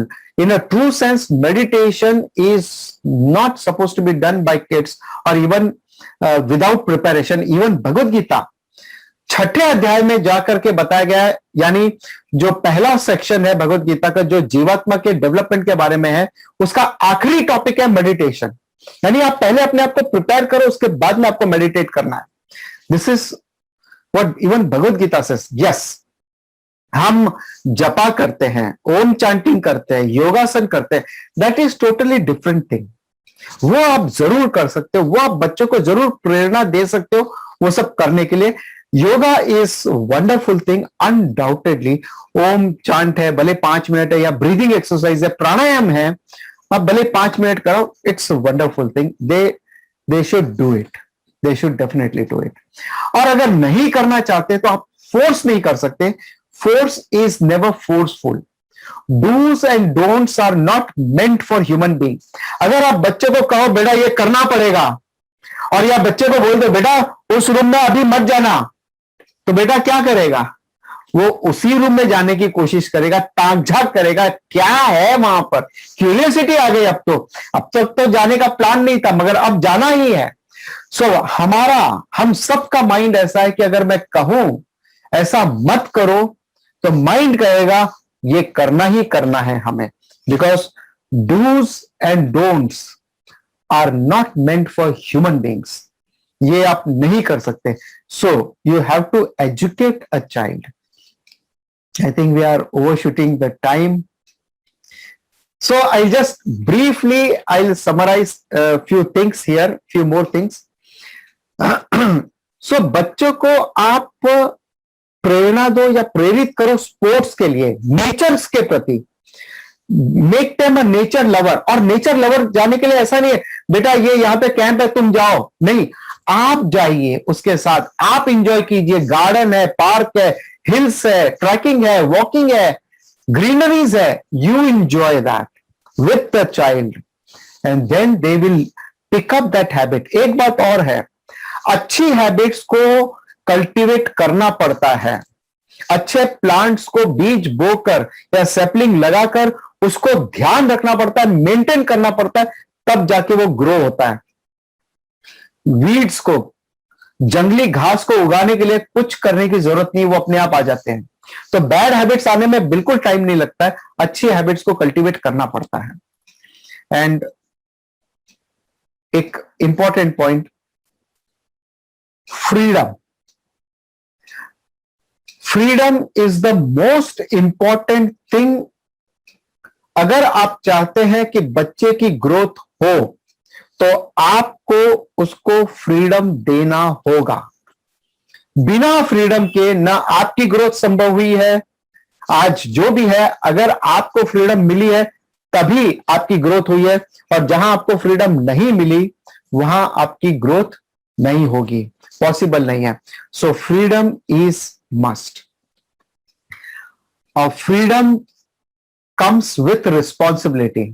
Freedom देने से पहले उनको पहले उतना रिस्पॉन्सिबल बनाना है, उतना हमको ट्रेन करना है कि वो रिस्पॉन्सिबिलिटी ले अपने आप से, वो रिस्पॉन्सिबल बने, तभी जाके वो फ्रीडम की वैल्यू कर पाएंगे। Otherwise when the freedom is abused, freedom is lost. अगर हम फ्रीडम का अपमान कर देते हैं, अवहेलना करते हैं, we will lose the freedom then. आप में से कितने लोगों को पता है बोनसाई प्लांट के बारे में, और कितने लोग ग्रो भी करते हैं बोनसाई प्लांट?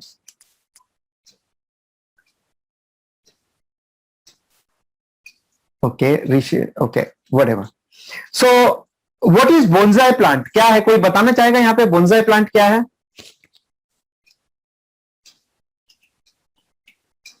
पानी में आई थिंक ग्रो किया जाता है। पानी में? नहीं, पानी में नहीं है। Bonsai plants it's a small tree. हाँ, जिस जो मेडिटेशन है, मतलब बुद्धिज्म में ज्यादा मान्यता रखता है। ओके, जिसकी ग्रोथ रोक दी गई हो और उसको छोटा ही रखा गया हो। ये हाँ रुद्रांश से बोल रहे हैं क्या? हाँ, ओके। हाँ। जिसकी ग्रोथ रोक दी गई है और छोटा ही रखा गया है, नहीं दिया उसको बढ़ने नहीं दिया है। और वो नॉर्मली वो कहाँ रखते हैं हम? वो अंधे मतलब शेडेड में घर के घर पे। अंदर ही रहता है। घर में शो पीस के लिए, हाँ, शो इसकी तरह। शो के लिए रखते हैं, डेकोरेट करने के लिए रखते हैं, राइट। तो इतना बड़ा जो बरगद का पेड़ हो सकता है उसको हम बोनसाई के रूप में इतना छोटा सा करके अपने हिसाब से हम उसको छोटा रख के वो अपने डाइनिंग टेबल पे भी रख सकते हैं उस बड़े पेड़ को यानी जिसकी कैपेसिटी है ग्रो होने की, मगर हमने उसको छोटा रख दिया है वैसे, राइट। राइट। ये कहां तक सही है?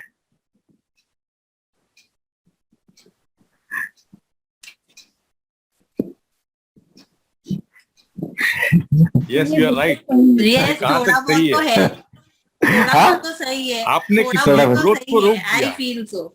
थोड़ा तो सही है, हाँ, Right. क्योंकि जो उसकी एक्चुअल उसको जो प्लांट होता है आप उसको छोटा करके एक ही जगह रख रहे हो, मतलब इट्स लाइक जो उसकी ग्रोथ बाहर होनी चाहिए उसको आप अंदर रख रहे हो, तो आई फील तो बट आप उनकी ग्रोथ को रेस्ट्रिक्ट भी कर रहे हो। हाँ वही सर उसका बेसिक अपना पर्पस मनोरंजन के लिए आप के मतलब के लिए उसके मतलब उस क्या, प्लांट का उसको है ना बेसिक रोक रहा है। पर्पस सिर्फ डेकोरेशन होता है, वो किसी यूज का नहीं होता, मतलब उससे हमें कुछ प्राप्त नहीं हो रहा है। जैसे हम बहुत बड़े बड़े प्लांट्स होते हैं, बहुत बड़े बड़े ट्रीज होते हैं, उनसे हमें कई चीजें मिलती है, लेकिन bonsai plant is just for decoration purpose. हाँ। तो बोनसाई का देखिए, बोनसाई क्या है, एक बड़ा पेड़ हो सकता था उसको हमने छोटा रखा है, बड़ा होने नहीं दिया।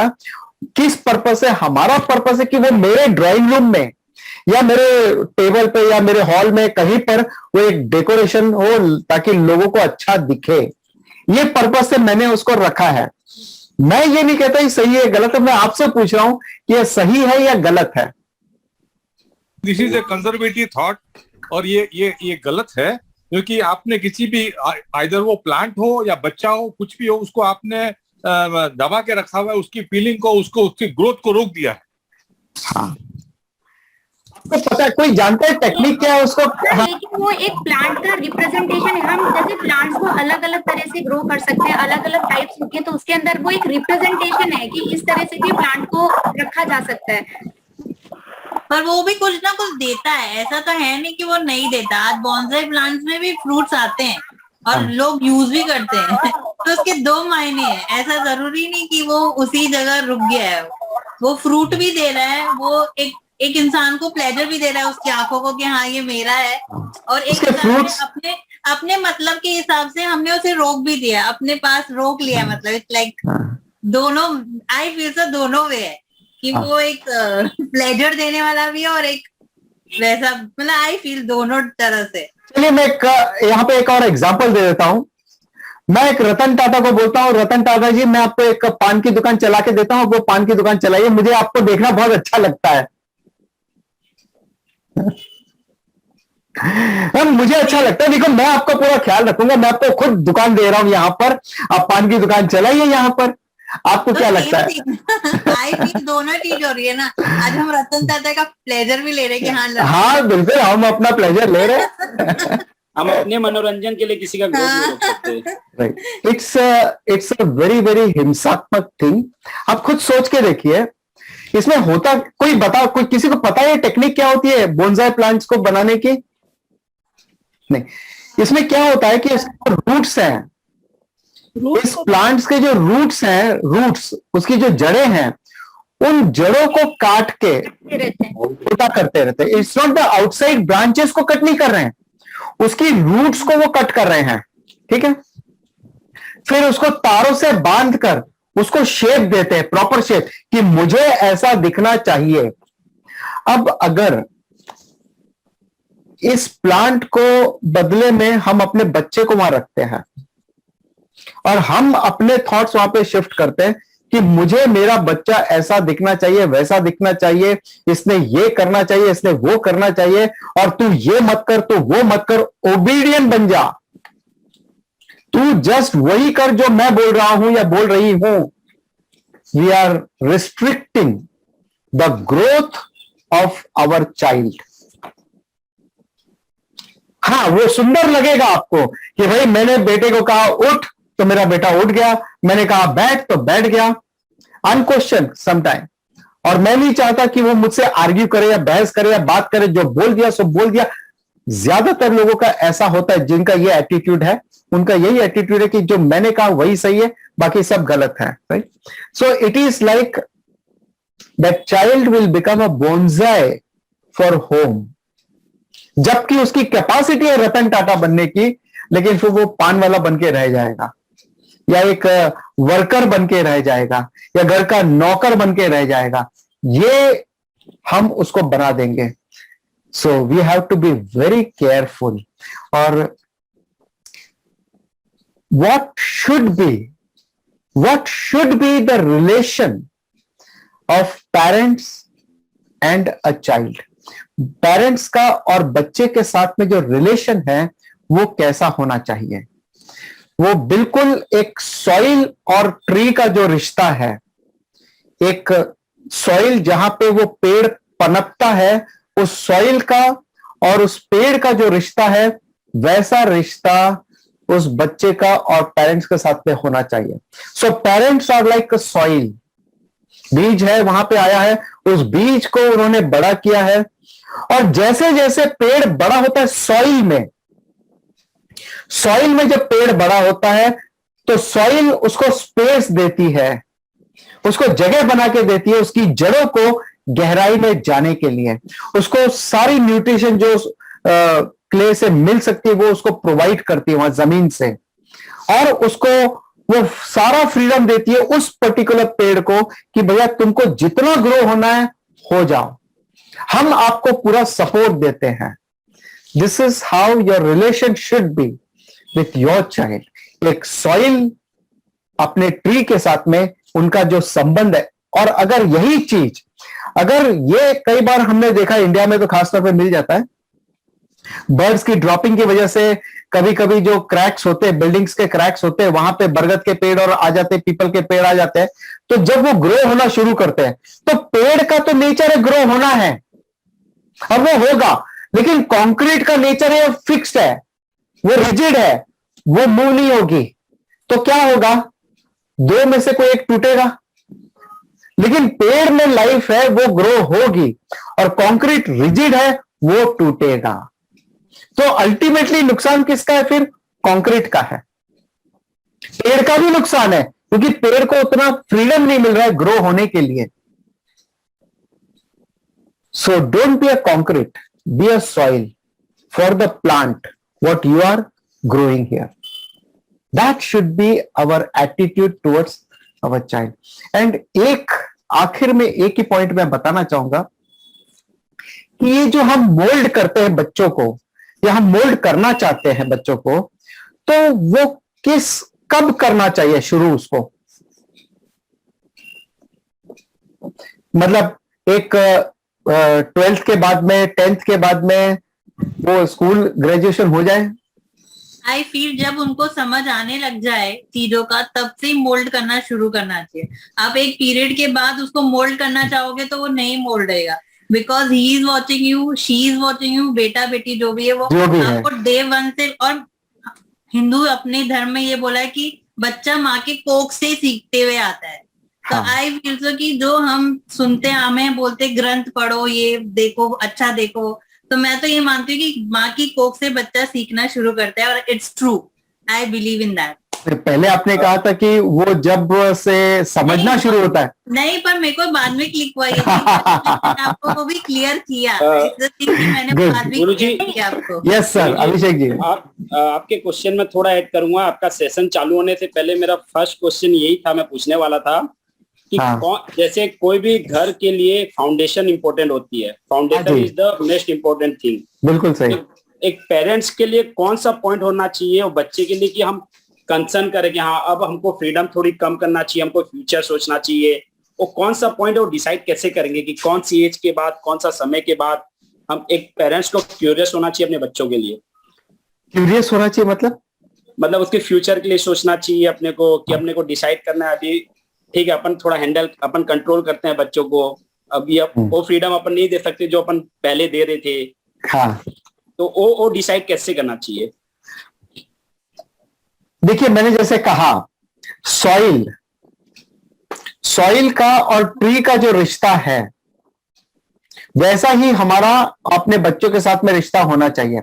सॉइल पूरी तरह से उसको लूज छोड़ नहीं सकती है, वरना पेड़ गिर जाएगा, और सॉइल पूरी तरह से बांध भी नहीं सकती है वरना पेड़ बढ़ेगा नहीं।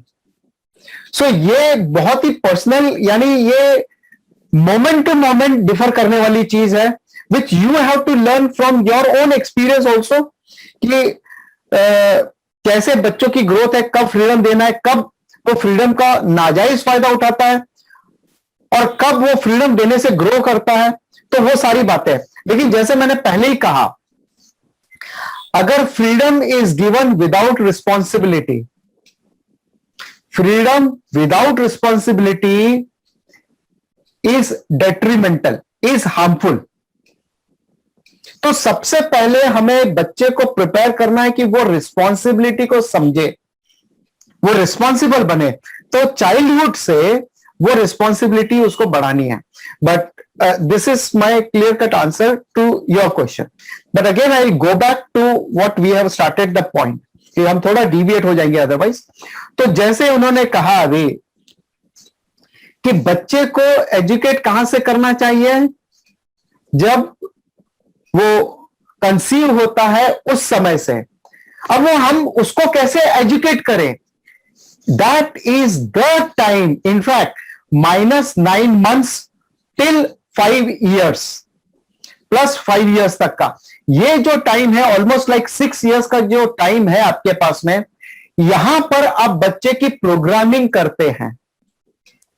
प्रोग्रामिंग, मैं literally I am using the word programming. आप यहां पे जो बच्चे को जैसे प्रोग्रामिंग कर दी है, वो बेस बनता है बच्चे की पूरी लाइफ के लिए। और इसीलिए हम लोग ये सजेस्ट करते हैं, इनफैक्ट हम लोग इन द सेंस वेदांता ये सजेस्ट करता है कि कोई ना कोई एक पेरेंट बच्चे के साथ में होना जरूरी है up to the age of 5 और 6। किसी एक पेरेंट का होना जरूरी है, फिर चाहे वो मदर है या फादर है, इट डजंट मैटर।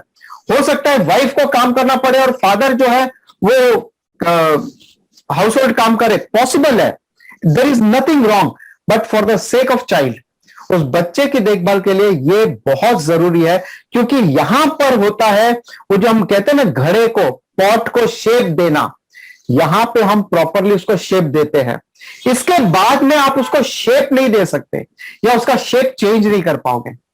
जो शेप आपने शुरुआत में दे दिए, जो प्रोग्रामिंग आपने कर दिया, उसको चेंज करना इज वेरी वेरी डिफिकल्ट उसके बाद में। So up to the age of 5 और 6 आई विल से मैक्स, वहां तक आप उसको शेप कर सकते हो। उसके बाद में अगर आप कहो कि 17-18 साल का बच्चा है, मानता ही नहीं है, जिद पे अड़ा हुआ है, इट इज नॉट, यानी बुलेट तो ऑलरेडी पहले ही छूट चुकी है।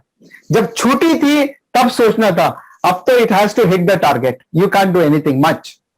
अब तो केवल बहुत बड़ा बदलाव आपको अपने अंदर लाना होगा ताकि उसके अंदर वैसा कोई बदलाव आ जाए।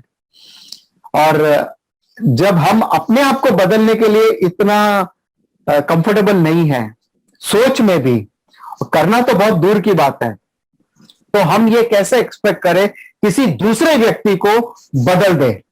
ये it's almost like asking for impossible. So the whole exercise is from 9 months, -9 months till 6 years is the most important thing. और whole life आपका क्या आप करते हो वो बच्चा ऑब्जर्व करता है। भले ही वो आज फॉलो करे ना करे, लेकिन वो बच्चा फॉलो करता है। And there are few more points like क्या नहीं करना चाहिए। I am not going into that detail now क्योंकि बहुत लंबा हो जाएगा session. Maybe some other part 2 और पार्ट 3 में कभी हम लोग कर देंगे कि क्या हमें नहीं करना चाहिए उसके ऊपर, या इस मामले में भी थोड़ा साइकोलॉजी के ऊपर भी। और ड्यूरिंग दिस टाइम मैं खाली इतना बता देता हूं, ड्यूरिंग दिस टाइम जो है यहां पर जो कोर इश्यूज जो डेवलप होते हैं बच्चे के, वो इसी समय डेवलप होते हैं, जो आपके अंदर भी है, मेरे अंदर भी है, सब में है वो। और वो बड़े होकर मैनिफेस्ट होता है। कई बार कुछ बच्चे हैं जो बेवजह गुस्सा करते हैं, बच्चे नहीं बड़े होने के बाद बेवजह गुस्सा होना या मेलंकली में चले जाना, डिप्रेशन में चले जाना, these are all because of our childhood core issues. क्योंकि हमारा बच्चा जो है वो आज भी मैनिफेस्ट हो सकता है, कभी भी कहीं भी, खास तौर पे ड्यूरिंग दिस लॉकडाउन पीरियड जब हम अपने आप के साथ में हैं तब। एनीवे, सो बहुत ज्यादा टाइम ले लिया मैंने आज आपका, I am really very very sorry, and Abhita ji please, I am sorry for that. Guruji, but we enjoyed the talks a lot. नहीं अभी किसी के क्वेश्चंस हैं तो मैं ले सकता हूँ क्या quickly? Yes, okay. Yogesh ji, पहला क्वेश्चन तो मैं आपको बोलूंगा, हालांकि मेरा लड़का तो 26-27 साल का है, लेकिन मैं समझ सकता हूँ कि जो मैंने प्रॉब्लम फेस किए थे। मेरा लड़का पूछा था कि पापा मेरा गोल क्या है, मुझे क्या बनना है। एक क्वेश्चन ये हो गया। दूसरा, मैं चाहता हूं कि आप थोड़ा सा पेरेंट्स को ये गाइड करिए, कोई ऐसी टेक्निक्स बताइए जिसकी वजह से है, जिससे कि बच्चा पेरेंट्स जो है, जो डिस्टर्ब पेरेंट्स है, जो कंफ्यूज पेरेंट्स है, वो अपने बच्चे को किस तरह से मोल्ड करें। मैं इस पे एक पॉइंट, एक किस्सा सुनाता हूं आपको। ये जब मैं आश्रम में पढ़ा तो उस समय की बात है, करीब 20 साल पहले की बात है, करीब 20-22 साल पहले की बात है। तो एक फादर अपने बेटे को, जो 10th स्टैंडर्ड का उसने एग्जाम दिया था, उसको लेकर आए आश्रम में। उन्होंने कहा कि मेरे बेटे को प्लीज आप आश्रम में एडमिट कर लीजिए। तो स्वामी जी ने कहा कि भाई देखो, सबसे पहली कंडीशन, इसने एग्जाम दिया है, अगर ये फेल हो गया तो मैं नहीं लूंगा, उसको पास करके आना होगा, सबसे पहली कंडीशन। और दूसरा कि भाई ठीक है, हम, हाँ, वो अगर आना चाहता है हम ले लेंगे उसको, कोई प्रॉब्लम नहीं है, क्योंकि इट्स एलिजिबल एज, 15 साल के ऊपर में वो ले लेते, 15-16 साल की उम्र का ले लेते हैं। उनके फादर का जो स्टेटमेंट था वो नोट करने वाली बात है। उनके फादर ने क्या कहा कि हमें खुद नहीं पता कि हमें अपना जीवन कैसे जीना है, हम इतने कंफ्यूज्ड है, हम खुद इतना कंफ्यूज्ड है कि हमें नहीं पता कि हमें अपना जीवन कैसे जीना है, तो मैं अपने बेटे को कैसे समझाऊं कि उसने क्या करना है। इसलिए मैं चाहता हूं कि आप इसको समझाएं, आपकी छत्र छाया में रहकर वो कुछ ना कुछ सीख लेगा वहां पे। भले 1 साल के लिए, 3 साल का कोर्स है, लेकिन भले 1 साल के लिए आप रखो, फिर बाद में हम उसको वापस स्कूल कॉलेज जो करवाना है करवाए, बोले ठीक है। He was there for 1.5 year later on, but anyway, but this is the point. और वो जो फादर है, ऐसे नहीं कि कोई ऑर्डिनरी पर्सन है, वो नासिक से थे और बहुत रिच फैमिली से आते हैं, वो काफी अच्छा खासा मतलब बिजनेस है, काफी वेल नोन पर्सन है वहां पे। और वहां पे ये देखिए उनका हम्बलनेस, कि जब मैं खुद नहीं जानता कि मुझे कैसे जीना है, तो मैं अपने बेटे को क्या सिखाऊं। So this is an art we have to learn. उसके लिए तो भाई यही है कि भाई आप भगवत गीता के सेशन से या फिलॉसफी जो है हम पढ़ाते हैं वो आप पढ़िए रेगुलरली, और जो चीज हमने बचपन में पढ़नी चाहिए कम से कम अब तो पढ़ ले वो। यस, और किसी का कोई क्वेश्चन है? एक्सक्यूज मी, एक मिनट अजय जी, आपका दूसरा क्वेश्चन भी था कोई? हाँ, मेरे ख्याल से दोनों कंबाइन हो गए यहाँ पर। हाँ, दोनों कंबाइन हो गए। हाँ, ओके, ठीक है। Yes yeah I wanted to ask you, starting में जैसे आप बोल रहे थे कि हमें पोटेंशियल फाइंड आउट करना है किड्स में, तो वो कैसे फाइंड आउट करें कि उसका वो तो देखिए, जब आप किड्स को ऑब्जर्व करते हो, देखिए सिंपल सी बात है, बहुत सिंपल सी बात है कि जब आप बच्चे को ऑब्जर्व करते हो तो नॉर्मली आपने देखा होगा जो लड़का है वो कार्स चलाएगा, कार्स में इंटरेस्टेड रहेगा, लेकिन वो कार्स चलाने में नहीं, उसको तोड़ने में इंटरेस्टेड है। इसका मतलब उसका इंजीनियरिंग माइंड है वहां पर, उस तरह की थिंकिंग है। See, we have to give lot of exposure to the child. ये जो एजुकेशन सिस्टम, कभी हम बात करेंगे एजुकेशन सिस्टम के फ्लॉज के बारे में, बट बहुत करप्टेड या बहुत ही कहते हैं ना हार्मफुल है जो एजुकेशन सिस्टम है। लेकिन हमें चाहिए कि अपने बच्चे को हम ज्यादा से ज्यादा एक्सपोजर दें डिफरेंट फील्ड का। उसको कुकिंग, लड़का भी है, आप ये मत सोचो कि उसको कुकिंग में क्या डालना है, उसको तो बड़ा होकर इंजीनियर या डॉक्टर ही बनना है, और बेटी को कुकिंग सिखाना नहीं। बेटे को कुकिंग सिखाना जरूरी है। I am telling you and I mean it, हर एक लड़के को भी कुकिंग सीखना जरूरी है। It's very important. सो जब बच्चा किस तरह के मैगजीन को पढ़ता है, किस तरह के प्रोग्राम्स वो देखना पसंद करता है, किस तरह की बातें वो करता है, किस तरह की बातों से वो अट्रैक्ट होता है, तो ये सारी बातें हैं जिनसे आप पता लगा सकते हो कि उसका क्या इंटरेस्ट है, कोर इंटरेस्ट क्या है।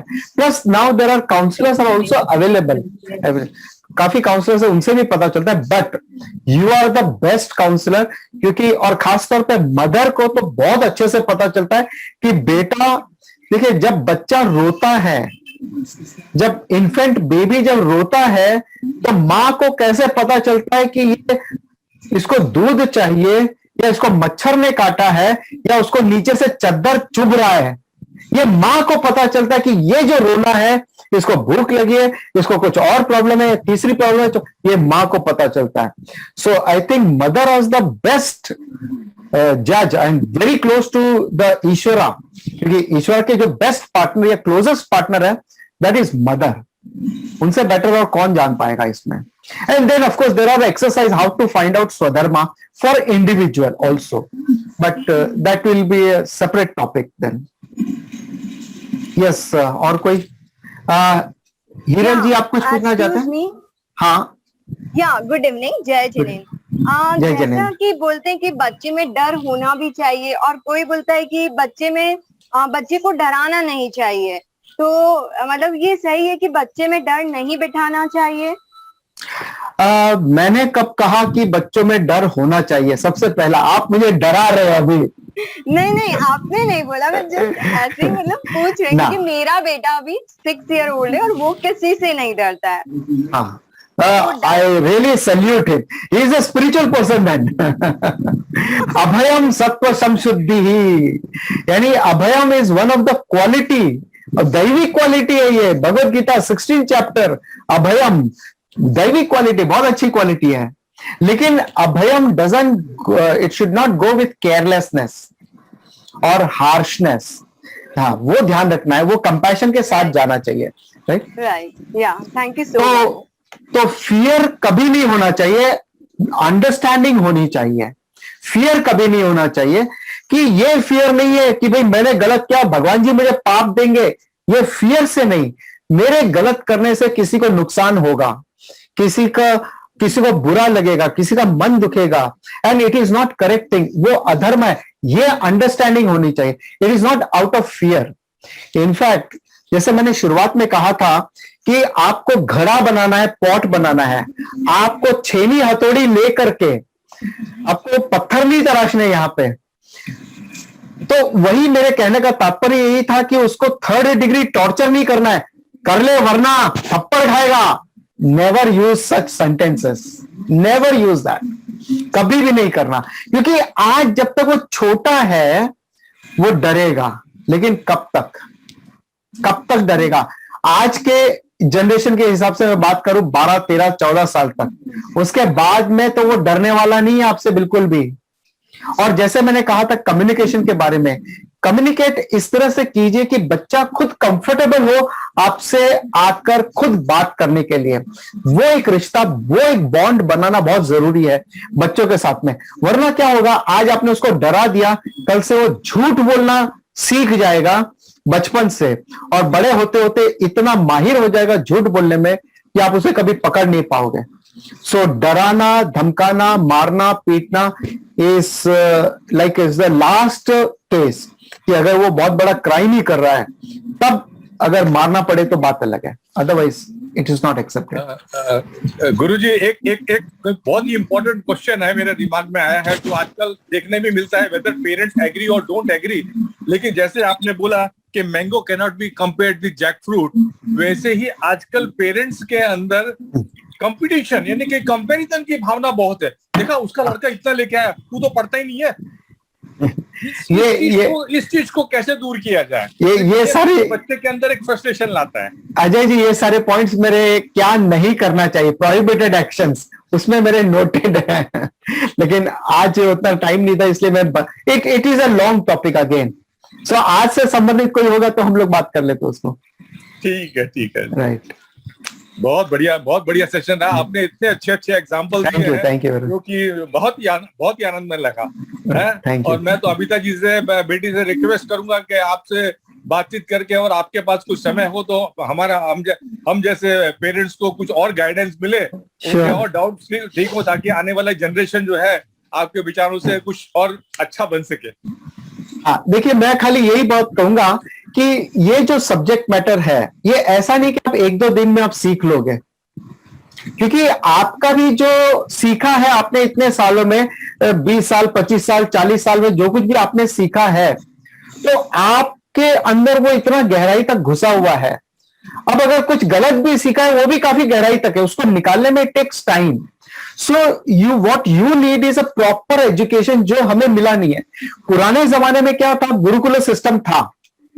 एक और चीज मैं यहां पे बताना चाहूंगा कि आजकल खासतौर पे मुंबई जैसे शहर में, मैं मुंबई में रहता हूं, तो मुंबई जैसे शहर में दोनों पेरेंट्स काम करने जाते हैं, मदर और फादर दोनों काम करने जाते हैं, बच्चे छोटे हैं तो भी। तो अब बच्चों को वो कहां छोड़ते हैं, वो क्रैश में। क्रैश में यानी डे केयर सेंटर है, वहां पर जो काम वाली बाई हैं उनके सुपुर्द वो करके जाते हैं। अब अगर आप देखो पुराना जमाना क्या था हमारा, कि हम बच्चों को कहां छोड़ते थे, गुरुकुलम में। किनके पास में, गुरु के पास में। तो पहले जो बच्चे थे वो गुरु के पास में पले बड़े थे, और वो बड़े नेता बने, बड़े आदमी बने, और नैतिक आदमी, भले एक आम आदमी भी है लेकिन वो नैतिक है। लेकिन आज के युग में जो पला बड़ा है, वो कहां पे पला बड़ा है, काम वाली बाई के पास में, जो अनएजुकेटेड है, और most of them they are working only for money, commercial minded है वो ज्यादातर। मैं ये नहीं कहता कि उनमें राइट एटीट्यूड नहीं है, मैं ऐसा बिल्कुल नहीं कहता, बट इन जनरल मैं बात कर रहा हूं कि जो वैल्यूज हम उनको दे सकते वो तो नहीं देंगे, क्योंकि वो तो पैसे के लिए काम कर रहे हैं वहां, और गुरु पैसे के लिए बिल्कुल काम नहीं करता है। So there is a lot of difference, परवरिश में बहुत फर्क पड़ गया है अब। सो ये चीज ऐसी है कि आपको एक दिन में नहीं, लेकिन रेगुलर प्रैक्टिस है, and Bhagavad Gita is the solution, it is the manual for life and living. और उससे सिंपल, मतलब अगर कोई भी गृहस्थ है अपनी लाइफ को कैसे जीना है, तो ही आप अपने बच्चों को सही ढंग से ट्रेन कर पाएंगे। And what Bhagavad Gita teachers, who you are, आप कौन है, आपकी क्वालिटीज क्या है, सत्व रजस तमस, आपके माइंड को कैसे कंट्रोल करना है, कैसे कॉन्सेंट्रेट करना है। तो through the intellect, through the बुद्धि, at the later stage it comes the meditation also. But ultimate goal क्या है, कर्मा कैसे करना है, सक्सेस कैसे पाना है। एक सिंपल सा सवाल मैं आपसे पूछता हूं, आपको लाइफ में अगर आप देखो, अगर आप सक्सेस के लिए जाते हो या प्रॉस्पेरिटी की तरफ जाते हो, prosperity is considered as success today, अगर आप प्रॉस्पेरिटी और सक्सेस की तरफ जाते हो तो आप मेंटल पीस खोते हो। और अगर आपको मेंटल पीस चाहिए तो आपको अपने काम से थोड़ा छुट्टी लेना पड़ेगा, विड्रॉ करना पड़ेगा, then you gain the mental peace but you lose prosperity. ऐसा हो रहा है कि नहीं हो रहा है? सही बात। तो दोनों चीज एक साथ में, या आपको क्या चाहिए उसमें से, मेंटल पीस चाहिए या सक्सेस चाहिए? Mental peace.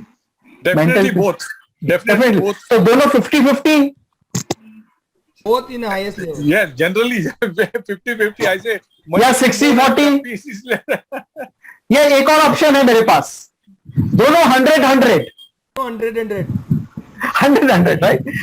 That is what Bhagavad Gita teaches.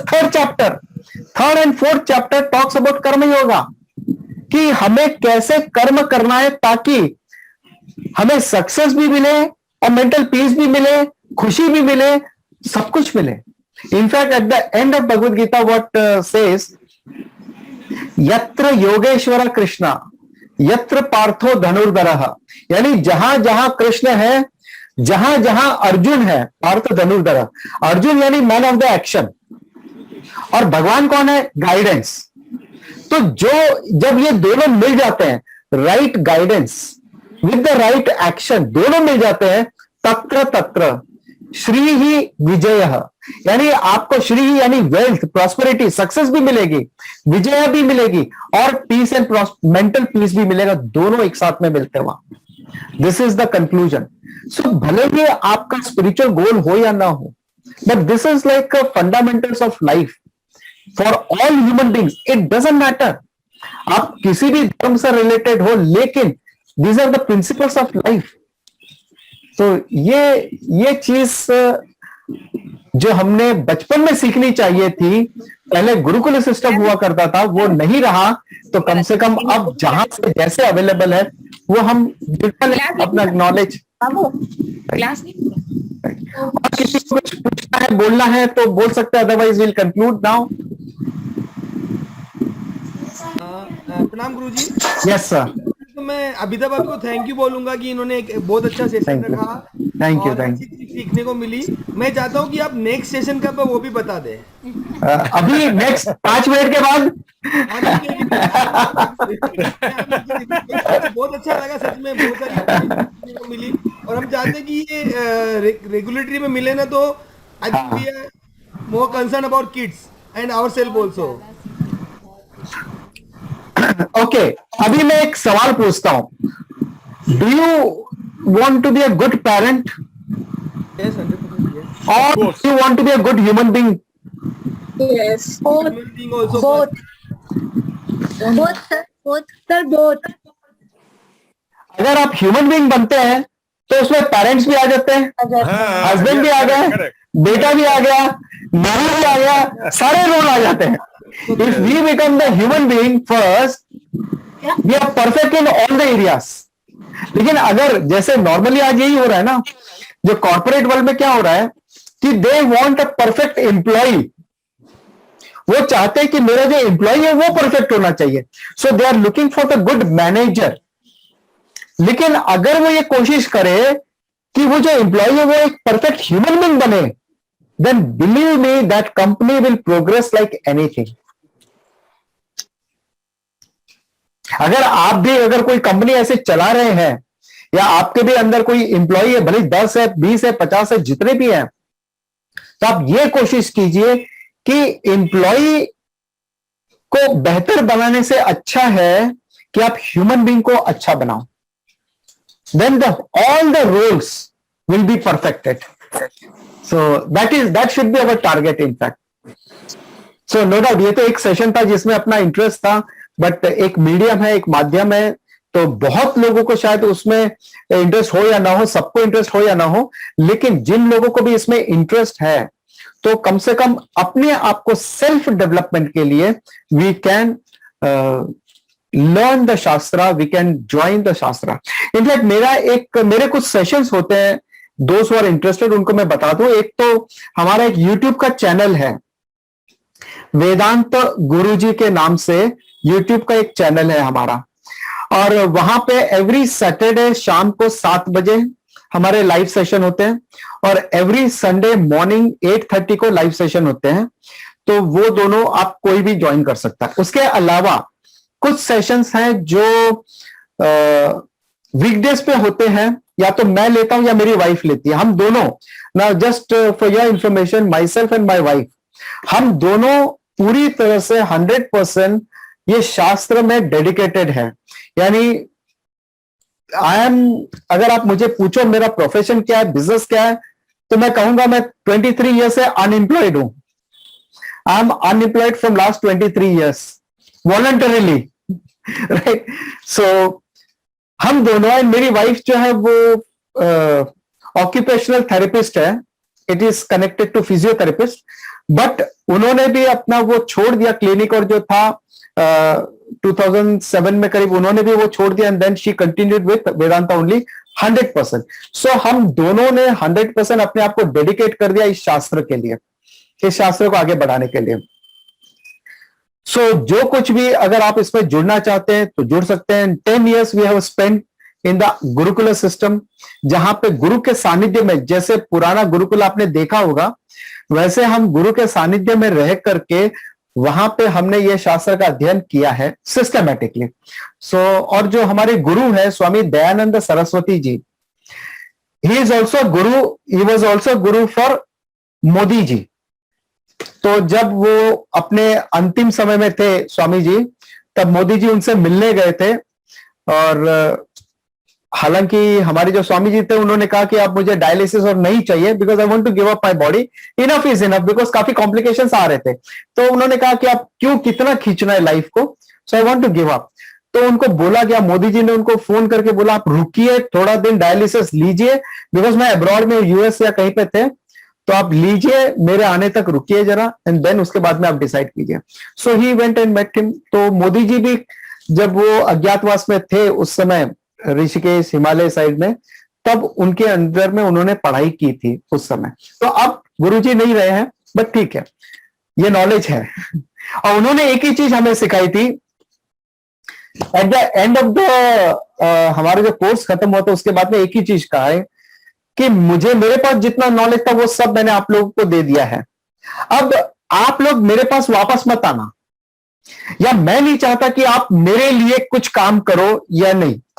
Vedanta के लिए आपको जो करना है करो, आप जहां जाओ you just spread this knowledge, that's all. नहीं तो ज्यादातर आश्रम में क्या होता है कि भाई मैंने आपको सिखाया है, अब आप मेरी संस्था के लिए, मेरे मिशन के लिए, मेरे नाम के लिए, मेरे बैनर के लिए आप काम करो। उन्होंने क्लियर कट कहा कि मेरा कोई बैनर नहीं है और मेरे बैनर के अंदर में काम करने की जरूरत नहीं, मेरे पास वापस आने की जरूरत नहीं है। I give freedom because I teach freedom, I teach freedom and I give freedom and you are free to go anywhere. That's what his sentence, so that's what we are trying to do. और 23 year से यही चल रहा है बस। सो अगर आप में से कोई ज्वाइन करना चाहते हो तो मैंने अबिता जी के पास में कुछ लिस्ट ऑफ लिंक्स भेजी है, जो हमारे अलग अलग सोशल मीडिया की लिंक है, चाहे वो आई थिंक उसमें टेलीग्राम की लिंक है, व्हाट्सएप की लिंक होगी और फेसबुक की लिंक है वगैरह, वो सारी लिंक्स हैं, तो आप उसमें ज्वाइन कर सकते हैं। और जब कभी अबिता जी बोलेंगे, आप लोग कहेंगे, तो we can have our next session also, या रेगुलर सेशन अगर किसी को चाहिए, सो वी कैन, क्योंकि आप लोग का काफी बड़ा ग्रुप भी है यहाँ पे। If you want to start a separate session systematically, जहां पे हम शास्त्र को सिस्टमेटिकली इजी वे में समझ सकते हैं। आई होप कि मेरा जो सिखाने का तरीका वो थोड़ा सिंपल ही रहा, ज्यादा डीप या सटल ऐसा सर के ऊपर से नहीं निकला। I hope so. That was very good, and there is a very good response from all the parents, and they are asking for the second session with their all new problems. So I think this is a very good session from your part. Thank you, Yogesh ji. अगर देखिए next week तो 15 अगस्त है, अगर next week भी रखना चाहे तो हम इसका पार्ट 2 रख सकते हैं, इसी को पार्ट 2 में दे सकते हैं, कंटिन्यूएशन कर सकते हैं फिर। I think that Abita has to be, yeah. And she will communicate. Boss has to decide. Right. So anyway, अगर और कुछ नहीं है तो we will conclude now with the prayer. So at the end also we do the prayer. गुरुजी बहुत धन्यवाद। Thank you. Thank you. Thank you. Thank you Guruji. Thank you Guruji. Thank you. Thank you Guruji. Thank you गुरुजी, बहुत बहुत धन्यवाद। Thank you. तो मेरे लिए Please do बहुत the अच्छा prayer. Session. Please, all of you do the prayer, please. Yeah. हाँ जी। ओम पूर्णमदः पूर्णमिदं पूर्णात् पूर्णमुदच्यते पूर्णस्य पूर्णमादाय पूर्णमेवावशिष्यते। ओम शांति शांति शांति ही। ओम तत्सत। These are all Vedic prayer, so we will learn that also. और अगर किसी को भगवत गीता चांटिंग सीखनी है तो वो मंडे होती है हमारी, एवरी मंडे को भगवत गीता चांटिंग का सेशन होता है, तो उसमें भी आप ज्वाइन कर सकते हो। सिस्टमेटिकली हम चांटिंग के रूल के साथ में वो सीखते हैं। ओके प्रणाम गुरुजी। थैंक यू गुरुजी। काफी चैट्स, मैंने चैट्स देखे नहीं है असल में, काफी। Thank you Guruji. Thank you Guruji. Om thank you. Thank you. Thank you.